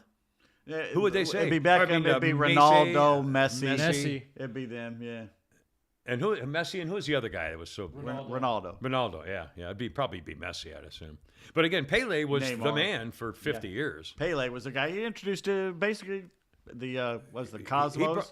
yeah. New York Cosmos came here in the 70s. Yeah. Yeah, Didn't he work. introduced soccer basically to. Reintroduced it to Yeah, us. yeah, that's true. He was 82. I'm sorry, 82. 82. Oh, I thought he was older than that. Well, 82. When you're known by one name, man, that's Yeah. pretty famous. Yeah. Also, speaking of famous people in the news, another Russian tycoon has suddenly passed away. Yes, Pavel Antov, a Russian lawmaker known for his fortune in the sausage industry, was on vacation in India and somehow fell from the third-floor room of his hotel and died under very mysterious circumstances. Another guy was found dead, also at a hospital, apparently committed suicide, jumped off a balcony or something. Another Russian dissident who was not really happy with the war in Ukraine and suddenly killed himself in the hospital of one thing I've never heard of this name. I'm just curious if you guys have. There's a company called Activision Blizzard, video game company. They're the ones who did World of Warcraft. That was the big thing. Remember, people all were. In fact, I played it. Everyone played World of Warcraft. Okay. The Activision Blizzard video game studio is moving to form a union with the Communications Workers of America, CWA. They wanted me to join that once when I was in TV. The proletariat unit that's filed for a union rep includes designers, animators, engineers, producers, and quality assurance people. The video game people are going union. Have you noticed? I don't know if you watched a lot of movies lately. There's been 2 or 3 movies that have come out or shows where they have an Elon Musk type character as the villain, like a Bond villain type thing, and they're making him out to be bad. Oh, the high big, this new big Glass tech. Onion movie I started watching last night. The Daniel Craig. Oh, If you never saw Knives Out, No. you need to watch it. It's a great mystery. The sequel to it is out on Netflix now, and they have the guy playing an Elon Musk character who's like Really? he's kind of a bad guy. For God's sake. It's like they're trying to make him look. Anyone who's an achiever has got to be a bad guy. Well, yeah, sure, of course. How dare he get ahead of the rest of us? And he's going to be a conservative, or the liberals have to attack him for something. Let's see. Should we do a couple of lists? Let's see. Let me do that. We mentioned the ABC couple. Let me talk about them here for just a quick second here. This is really disgusting. Okay. Now, I never watched this particular show, but they were co-hosts in New York City. Did you ever watch the show? It was Good Morning America, but I'm it was never up that early. It was Good Morning America 3, which is, I guess, the continuation of Good Morning America. I guess so. On TV. And the co-hosts are Amy Robach and this guy, T.J. Holmes. Hey, Holmes. T.J. Holmes. Hey, Holmes. Hey, well, Holmes. Amy Robach is a pretty blonde, and T.J. Holmes is a black guy. And they are co-hosts, and T.J. Holmes has now filed for divorce from wife number 2 after 13 years of marriage. And Amy Robach apparently is also going to be going through a divorce here pretty quickly because they were caught having an affair. And the couple on ABC television having an affair. They've been benched temporarily at least, but clearly I don't think they'll ever come back on after an internal company review that their affair dominated the gossip columns and tabloid news. This guy, TJ, the black guy's 45. He and Robach have been locked in a passionate romance despite both being married to their respective spouses for at least 12 or 13 years. There were several intimate photos of them taken throughout last month on the Daily Mail. there's speculation that somebody at ABC outed them because they were tired of the embarrassment and the fact that they shouldn't be able to be doing this. There was a series of bombshell exclusive reports that Holmes might have cheated on his wife with multiple ABC staffers with no shame.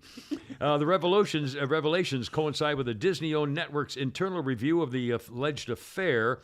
The black guy's wife is an attorney, and she was blindsided by her husband's infidelity. They have a daughter together. One GMA executive said Holmes and Robach might not even return at all to the network. The broken marriages and the cheating, including reports that TJ had affairs with other GMA colleagues, is unseemly and embarrassing and a gross violation of core Disney values. Oh, I'm not sure Disney has any values anymore. But anyway. They'll get a job somewhere else. Because people will watch to see what they do. Hey, you want to hear a joke? I do. This guy works at the pickle plant. It's a pickle The joke. pickle plant. All right. Pickle joke. He comes home to his wife and goes, "Honey, I think I got a problem." Oh. And she I said, know "What's the problem?" You know this? No, go ahead. I know it's a good one. I'm just because Cindy wants something nice and All right. happy. So and I got one right after And that. he goes, "Yeah, I'm having these weird thoughts while I'm at work." She goes, "What is it, honey?" She goes, "Well, I keep thinking I want to put my pecker in the pickle slicer." And she goes, "Honey, that's horrible. You didn't do that." No. But I keep thinking about it. It's like working on me. She goes, "Well, maybe you should see a therapist and help you work this out because that would be horrible." Yeah. And he goes, "No, I think I've got enough willpower that I'm not going to do it. I think it's fine." She goes, "Okay, I hope you're right." So a few weeks go by, and he doesn't say anything else about it. And she thinks, well, he's got over it. Yeah. But after a month or so, he comes home and goes, "Honey, I've got really bad news. I thought I could resist it, but today I couldn't. I put my pecker in the pickle slicer." She was, "Oh my God, what happened?" And he said, "Well, I got fired." And she goes, No. Of course you got fired, but what happened when you put your pecker in the pickle slicer?" And he said, "Well, I think she got fired too." Ho, hey, ho, hi-oh. I heard a slightly different version. It was his buddy got caught putting his dick in the pickle slicer. I'm like, "Oh, well, she got fired too." A shorter version. Shorter version. But speaking of that, I was actually looking for year-end lists of things, and one source had a year-end list of the best jokes of 2022. Well, I put down two of them. One of them I actually used 5 years ago on a rainy day theater, I think. So they're really not the best jokes of 2022, but they'll come up with anything just to get you to look. But here's an example of a joke. Two of them. First of all, one little joke from this past year says, "I hate my mood swings. They're great." Mood swings. But here's the other one. "Today I went to the barber shop for a shave. The barber asked me to put a small wooden ball in my mouth so he could get a closer shave around my cheeks, make the cheek a little more fuller on the outside." Yeah. So I said, "Well, what happens if I swallow the ball?"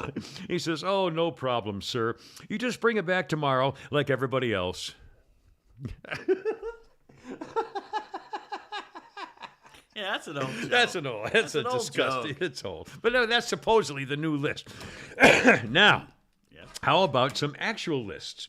All right. Let's see. How about How about Rolling Stone magazine has come out with the best music of 2022, and I won't spend a lot of time on this because we don't know any of them. I haven't heard any of them. No, I'm going to quick list and see if you know any of this. R.M. Indigo, Being Funny in a Foreign Language. Ginger Root with Nisimono. Beyonce, Renaissance. Prep, Back to You. Young Bay, Groove Continental. Calvin Harris, Funk Wave Bounces. Not one of them. Mystery Skulls, Beam Me Up. The Weeknd, Dawn FM. Englewood, Nautical Nonsense. But those aren't songs. I don't know Do you any of listen to the radio? Do you No. listen? Even at local all. radio station, music stations. I'll at all? listen to sports radio. That's all I listen. Flounder, what about you? Do you have XM radio or listen to music? Or I mean, I'm listening to 99X. 98.5. I listen to 99X now that it's back on the air. The River is really good, actually, when I'm on the radio. And then I use Is that all religious? the River. River. No, that's 97.1. That's the old old Classic music. oldies? Yeah. Classic Classic is? rock. Oh, I thought And that- then We've been uh, over this. I thought that was. I don't know why I thought that was. And then religious. on XM radio, there's Lithium, which is 90s alternative rock, which is pretty much what I well, I listen have the to. XM Lithium. thing temporarily because it came with a car. But But these songs, I mean, honest to God, florist with florist. What they saying? This is what happens. We're not part of that crowd anymore. God, it's just unbelievable. And the same thing, see if this makes any sense to you, with movies by film critics. And what they did is they took all the film critics' lists and saw which ones were in pretty much all the lists, so they could figure out which really were the most commonly critically acclaimed movies of the past year. Well, for example, Everything Everywhere All at Once. I've seen that advertised. It won. I think it won. It's been nominated for Academy Awards. Never heard of it. Everything Everywhere All at Once. How about the movie Tar? T-A-R. Here's another one getting a lot of publicity I've seen. The Banshees of Inisherin. Yeah, it's the Irish actor Colin, what's his face, that can't keep a job, and the older Irish guy, and it looks Colin interesting. Farrell, maybe. Colin Farrell, and yeah. An older guy, Brendan But Gleeson. again, I haven't seen anything about it other than There's seen the commercials on that one. name. Yeah, I think I've seen a commercial, but I really still don't know what it's about. It's Maybe I about didn't two see it all. guys in Ireland that hate each other. Yeah. After Sun. Nope. Well, Nope is the guy from Key and Peele, Jordan, who's it's a UFO horror thing. Oh, really? Yeah. Top Gun Maverick is number 6. Decision to Leave. All the Beauty and the Bloodshed. Glass Onion, A Knives Out Mystery. Is that the new that's one? what I'm talking about, Dan. I'm about halfway through it, and it's entertaining. Yeah, that's the one. Women Talking. Bones and All, No Bears, The Batman. Oh, I bet we know that one. Elvis is on the list. The Woman King, Benediction. Anyway, The Woman King. yeah. Please. But again, and in fact, I don't even care. You know, it used to be I would see a list of the top 10 movies, like, oh man, I want to go to the thing. I want to see those. I know. I'm not anymore. It's all I just woke don't care. bullshit. I mean, isn't it? It's like the same. You know, you can't watch the Academy Awards anymore. You can't watch the Grammys, the Academy Awards, it's just. It's a lecture. Yeah, it's just ungood. How about some? Ungood. It's ungood. How about some bowl game? Football, NCAA football bowl game names. All right. Okay. For example, the Danny Bonaducci presents the Gerber Carrot Puree Bowl. The Mrs. Dash Big Old Titties Bowl. The Hasbro Toxic Masculinity Bowl. Did you write these? The McDonald's Bathroom Cuck Bowl. Or the American Eagle All Human Life is Pointless Bowl. How about the 2019 Campbell's Tomato Soup Stained Tupperware Bowl? The Nothing Rhymes with Orange Bowl. The Mar-a-Lago Impeach Bowl. The Music City Center Bathroom Coyote Bowl. The Popeyes Chicken Bring Your Own Bun Bowl. The Kraft Singles Not Real Cheese Bowl. That was kind of stupid. I'm sorry.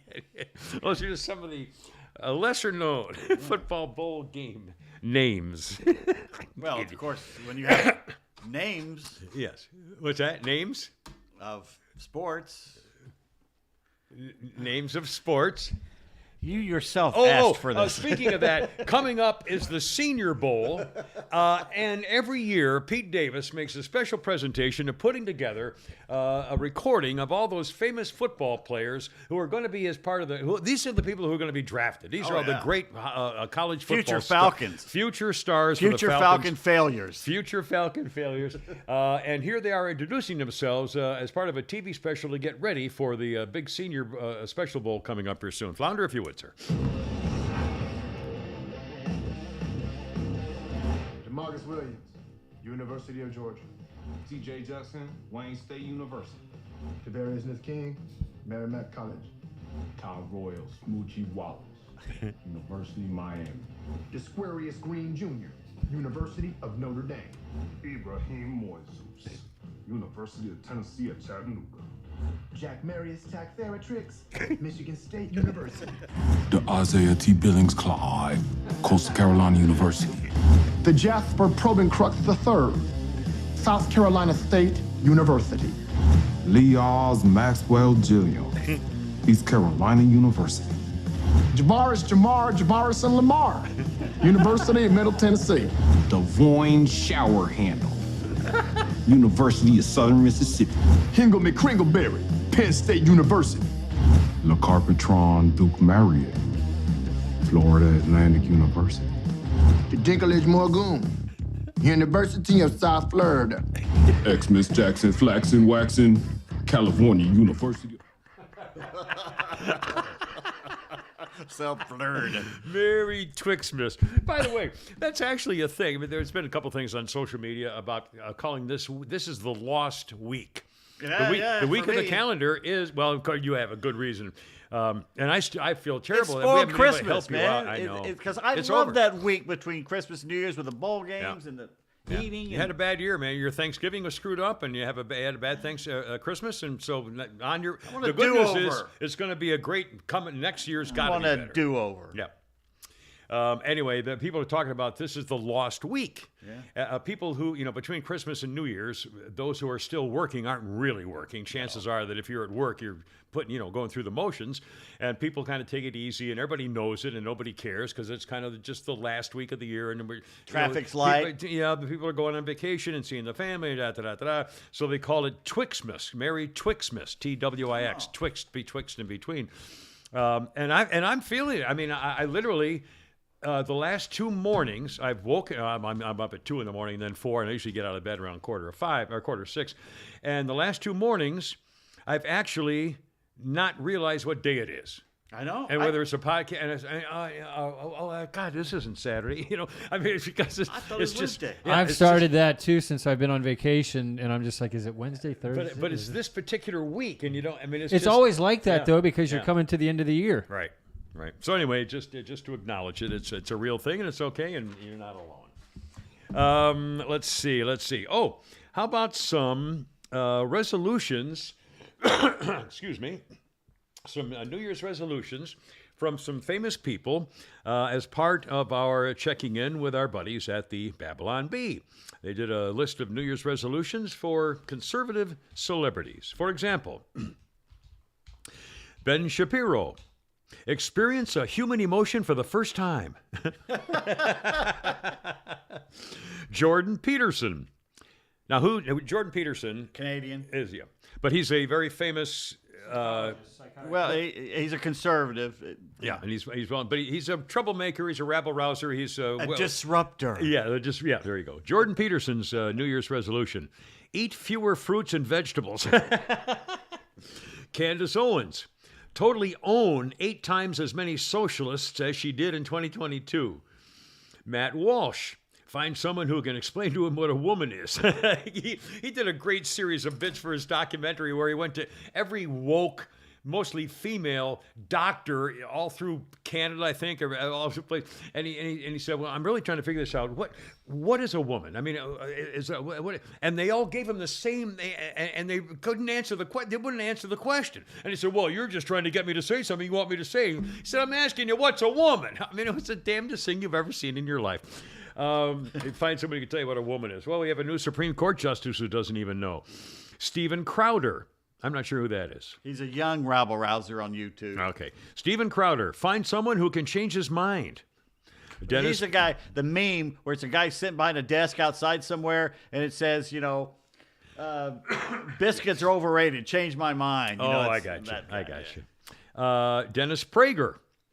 Very well-known conservative with he has a school or Dennis Prager University or whatever. Dennis Prager resolution. Kick his bad habit of smoking 2 cigars a day and smoke 3 cigars a day instead. Number 7, Rush Limbaugh. New Year's resolution. Convince God to send him back down for at least the rest of the Biden years. Please, Lord. Mitt Romney. Oh, wait, sorry. The list was for conservatives. Number 10, Elon Musk. Cut back to only fathering 17 new children this year. Oh, here's a nasty one. Tucker Carlson. Learn a new expression. As the Babylon Bee resolution, come up with a 3rd joke. Like they only have 2, I guess. Wow. Anyway. Ski-use. Me with a thing there. Okay, God, let's see what else I've left on my list here. Oh, did you hear about the Equity High School in Virginia, dumbing down awards, academic achievement? Virginia parents are ticked off because in Fairfax County, this is the famous one, They want to know why the school delayed the awards and importance of meritocracy in the classroom. The controversy blew up because kids got their certificate of how great they did in school after the early college application deadlines. They were just dropped on their desk as though it was just another piece of paper from the school, the high school. One amazing mom named Shauna started asking questions like every parent's got to do. From issues of the drag queen story hours to indoctrination in the schools, this is another form of the race to the bottom that the schools are going through right now. They delayed academic awards for the Thomas Jefferson High School, according to this woman, because of the ploy to advocate equal outcomes for every student without exception. There's a policy rewarding students 50% grade just for coming to class. The administrators have eliminated zeros.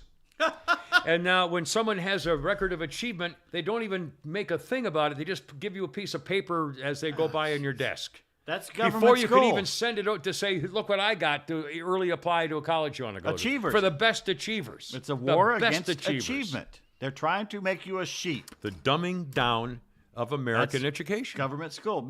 You're just smart enough to work and pay taxes. Otherwise, keep your mouth shut. I mean, it's really anti-American. It's treasonous. It's government. Socialism. Wow. Speaking of government, I learned something today which I had not known, and not that I would know, but it's certainly not covered in school. I have an actual book out. Now, we are not, New Year's Eve is Saturday. Saturday night is New ma'am. Year's Eve. Yes, so sir. we won't be doing a podcast on Saturday night. So instead of doing a New Year's Eve podcast, I want to give you a New Year's Eve story about something which I think is freaking horrible. Do we have story time? Kimmer story time music that we can put some underneath this? Prohibition, and this was New Year's Eve 1926. All right. The Volstead Act of 1919 provided for the continued production of alcohol for industrial purposes, but it was illegal to have your own home booze. As long as the alcohol could be produced for industrial purposes, as long as it was rendered unfit for use as an intoxicating beverage, unquote. So they would, in order to keep making alcohol for industrial purposes, they had to add kerosene, brucine, which is alkaline, gasoline, benzene, cadmium, iodine, zinc, mercury, salts, nicotine, ether, formaldehyde, chloroform, camp hot, carbolic acid, quinine, and acetone added to the alcohol to make it so bad you couldn't drink it. Okay? Now, when that happened, the legally tainted alcohol found its way to bootleggers who hired chemists, this is 1926, hired chemists to concoct even more noxious additives to get rid of the poison stuff. Well, still, that made the government come up with even more toxic stuff, and one particularly lethal weapon in its arsenal, a vicious agent. I'm sorry, my teeth, it's hard to speak with this stupid whole teeth thing. A vicious agent known as methyl, or wood alcohol, which even in small amounts causes blindness, hallucination, paralysis, and death. New Year's Eve 1926, enforcement agents announced they were going to double the dangerous amount of methyl in alcohol for industry, and necessary maybe they quadruple it. The announcement came as holiday revelers were staggering into city hospitals, blind drunk, literally blind from the effects of methyl, or half dead. Bootleggers didn't care about withholding tainted liquor they couldn't fully purify, so they just kept selling it. The government knew it was not stopping drinking by putting poison into alcohol. It knows what bootleggers are doing, and with it yet continues its poisoning process, heedless of the fact that people determined to drink are daily absorbing this poison. There's practically no pure whiskey available. My opinion is that there is actually no prohibition. All the people who drank before prohibition are drinking now, provided they're still alive. It goes on. Murder, declares the president of Columbia University. Just plain unadulterated murder by our glorious government is what I think of the deaths attributed to the consumption of liquor manufactured from poison alcohol. He'd be fired today on Columbia. That's if he right. Said that. Senator James Reed. Again, this is what it used to be like in America when they would stand up to the Senator James Reed of Missouri told the St. Louis Post-Dispatch, only one possessing the instincts of a wild beast would desire to kill or make blind the man who takes a drink of liquor, even if he purchased it from one violating the prohibition statutes. There were others who insisted the legions of sick and dying Americans got exactly what they deserved. The Omaha Bee. Must Uncle Sam guarantee safety first for souses? Okay, those are the people that now are talking about the vaccine. Exactly. These are the pre-vaccine people, the COVID-19 people, 1926. And you're hearing exactly what this is the kind of thing, only we have to reverse the politics of it. The government is under no obligation to furnish people with alcohol that is drinkable when the Constitution forbids it. I love how they interpret the Constitution. The person who drinks this industrial alcohol is a deliberate suicide. Well, it would take another 7 years to repeal prohibition and celebrate New Year's Eve. But in 1926, you are likely to die or go blind. It's what happens when the government overreaches into your personal life. It has no business there. There you are. And they would deliberately poison so that, go ahead, try it. Yeah, have fun. Or not. How about a couple of birthdays? All right. John Voight. Jon. Boy, that's how George Costanza didn't know he bought John Voight's car, but it wasn't from the John Voight. John Voight is 84, the actor. Ted Danson, 75. Patricia Clarkson, remember her? Kind of little redhead. Yeah. She's been one of those Clint Eastwood movies. She did a bunch of things. Patricia Clarkson is 63. Famous actor Jude Law, 50. Marianne Faithfull. I saw a picture of her, current picture of her. I thought she was dead. No, she's 76. Oh, you know what? Maybe. I thought didn't Marianne Faithfull Did we just die? talk about her? Was it because she died or because she did another Rolling Stone member? Let me ask Siri here. Hold on. Yeah, she's Charlie Watt's wife died. He died last year. Now his wife has just passed away. So, is Marianne Faithfull alive or dead? She's alive. Oh, yeah? I thought so. 76. They showed a picture of her, recent picture, and she tried to mess with her face. She got all the collagen. Yeah, it's why called did they age. do that? Just, sweetie, She was beautiful in the 60s, though. I know. Oh, she was a knockout. She had an angelic look about her. Something about her was just kind of almost like a porcelain, angel in the morning. But she was a very lovely girl, I thought. Paula Poundstone. Kind of an iffy thing with young girls there for a while, wasn't there? it? With Paula Poundstone? I Didn't she didn't know get that. caught with something? Paula Poundstone, the comedian girl, 63. She wasn't that funny. No, she was all right. Ashley Banfield, the chick with the glasses, the blonde on CNN Keeps or MS. getting fired and always gets another job. Ashley's 55 years old today. Sucks at what she does. Historical note or two, 1940. Germany, on this day in 1940, began its insidious campaign of dropping firebombs on London. The incendiary explosive set the city ablaze and sent Londoners scattering into the subways. But do you hear about that? No. No. All you hear about is that we firebombed Dresden and Right. what horrible people. Kurt Yeah. Vonnegut written right. books about it. Oh, so and horrible. they did against civilians. I mean, there was, come on. 1890. The American 7th Cavalry massacred more than 400 men, women, and children at Wounded Knee Creek, South Dakota, their last major conflict between the Indians and the White Devil. That's your federal government right there, That's taking right. their guns away and just Yep. slaughtering them. Slaughtered them all. 400 right there in the valley. Wounded Knee in the creek. 1170, the year 1170, St. Thomas of Becket, the 40th Archbishop of Canterbury, is murdered in his own cathedral by 4 knights on orders from Henry II. America's FBI declined any knowledge of the affair. Maybe. Possibly. The movies say that they were trying to impress the king, and the king was drunk, and he said, well, no one rid me of this, and then they got on their horses. That's how they got rid of and him? they got by on their making them horses, drunk and they God. rode down there and killed him. Oh, boy. And it was his best friend, by the way, who he had fallen out with. They were party boys together. Oh, wow. There was the movie with Peter O'Toole and Richard Burton. Yeah. And they were just rabble rousers and everything. And then he made him the archbishop. And all of a sudden he found God. Oh, boy. Yeah. Well, you better kill him then. I don't know. What You got to go. 1851, the first Young Men's Christian Association, YMCA, opened in Boston. Now it's the non-old, anti-age, conforming, polytheistic, inclusive world order. They don't really call it the Young Men's Christian Association. You can't say men's Christian. It's a young men buggering opportunity is what it is. The young binary something or other, binary bungler. 1934, the first regular season college basketball game was played at Madison Square Garden. New York University beat Notre Dame 25-18. And 1937, Babe Ruth returned to baseball as the new manager of the Class D DeLand Reds of the Florida State League.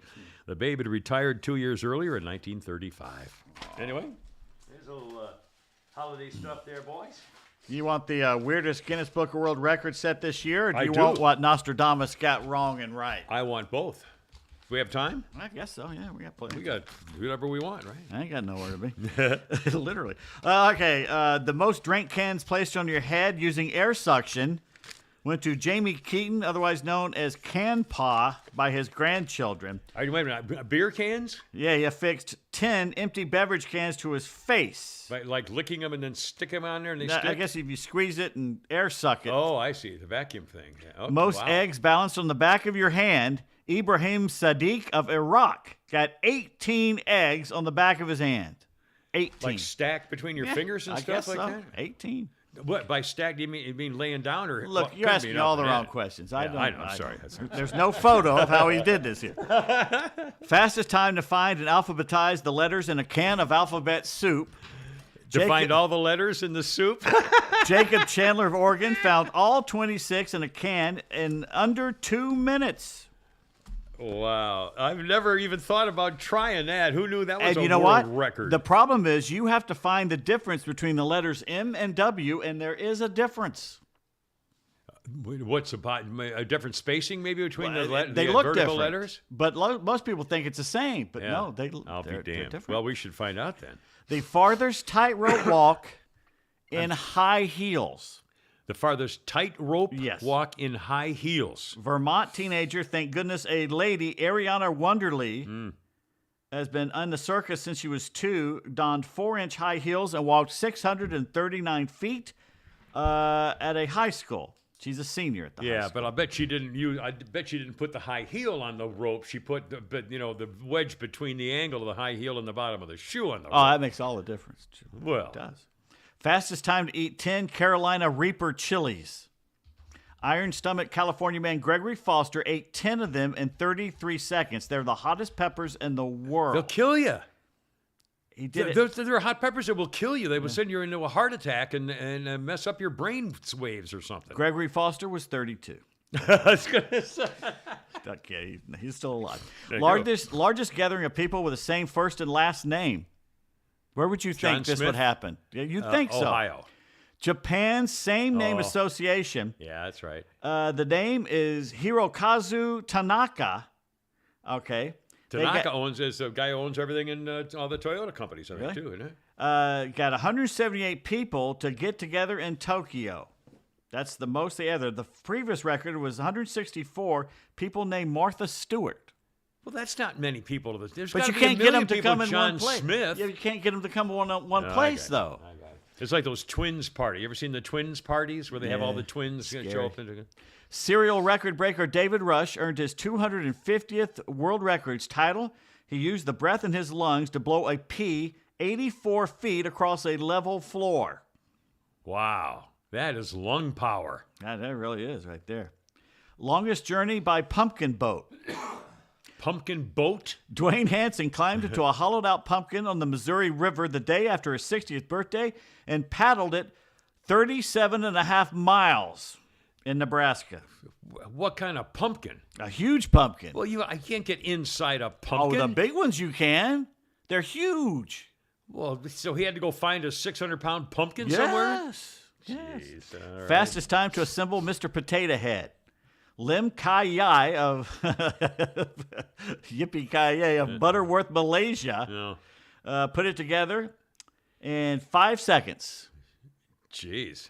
Well, how many pieces? I can't remember how many There pieces. There's a is- hat and 2 ears and 2 feet or something. I don't remember how many pieces there were. The longest beard chain, Casper, Wyoming.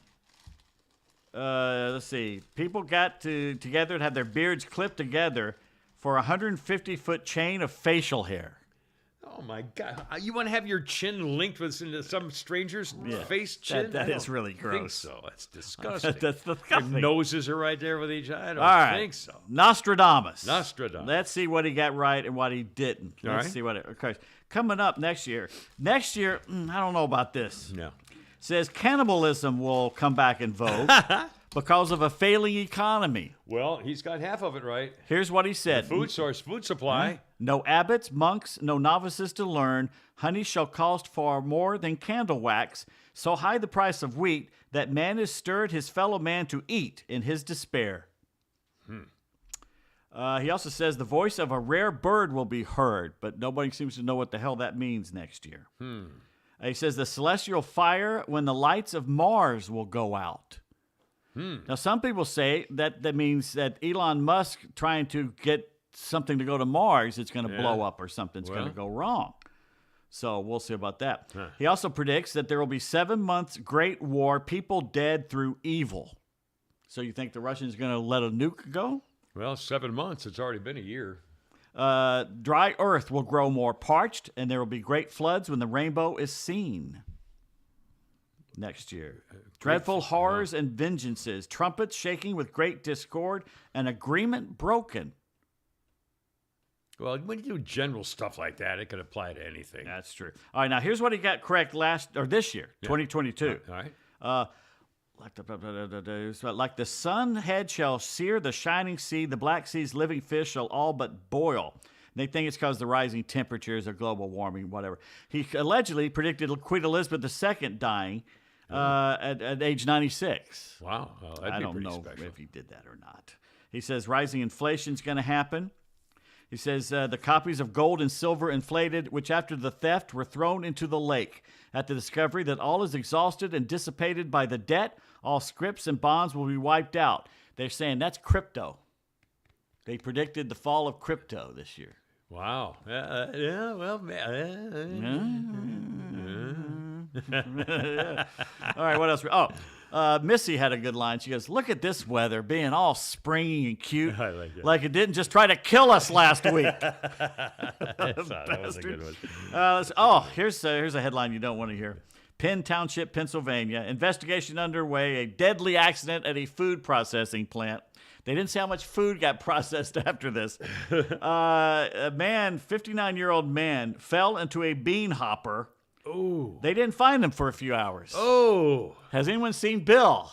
Oh. Check the bean hopper. Oh. I assume by hopper they meant the machine that rips the beans apart of some way. I think so. And by the way, they don't know exactly how long he was in there. Oh. All right, gentlemen, get a pen and paper. All right, pen and We'll drink a also sip paper. while you get pen and paper. Got it? You can play along at home. Not you, Cindy, if you're driving. All right, you ready? You ready? All right.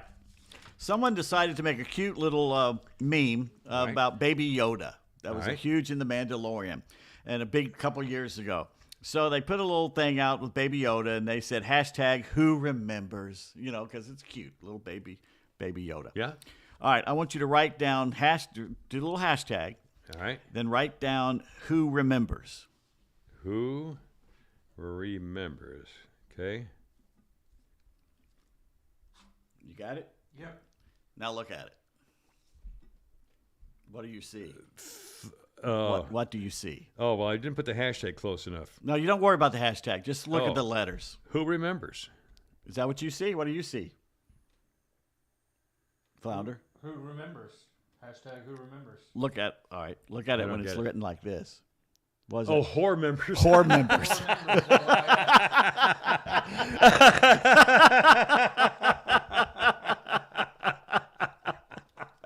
That's not what your wife said and your mother said last night,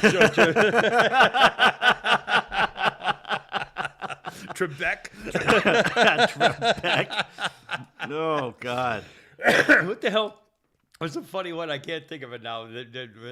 Sean Connery on this fake.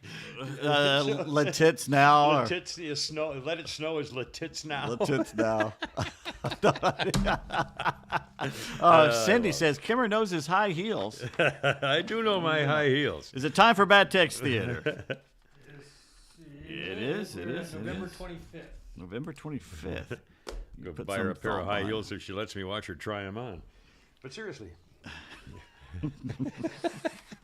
All right, let's say okay. Did the dog one? Honey, can we go high heel shopping this Oh, weekend? we got Traffic? the guy and the girl. Yeah, okay. Are you the guy or the girl? I'll be the girl. All right, I will start.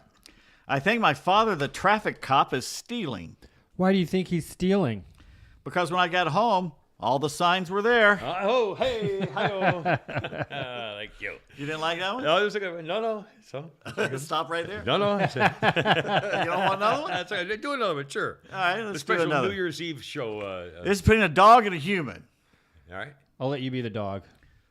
You are my life. I will do anything for you. Drop the ball. Nope.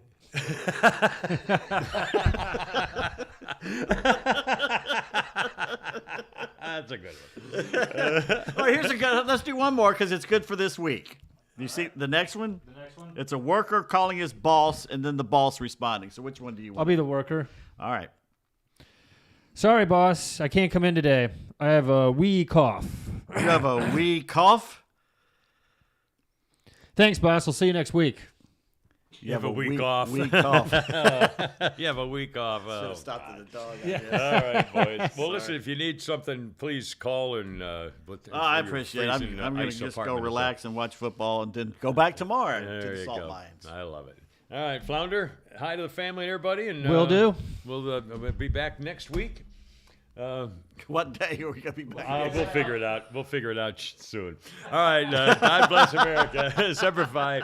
Happy New Year. And thank you. TheKimmerShow.net. Go on that. You can figure out how to help us out here with the PayPal and Venmo, Venmo. PayPal. Venmo is probably the fastest and best. Patreon. Anyway, thank you so much. That's what I was saying. Hoorah, Semper Fi. I got to go. You're killing me. Oh, thanks, boys. Right in a hurry.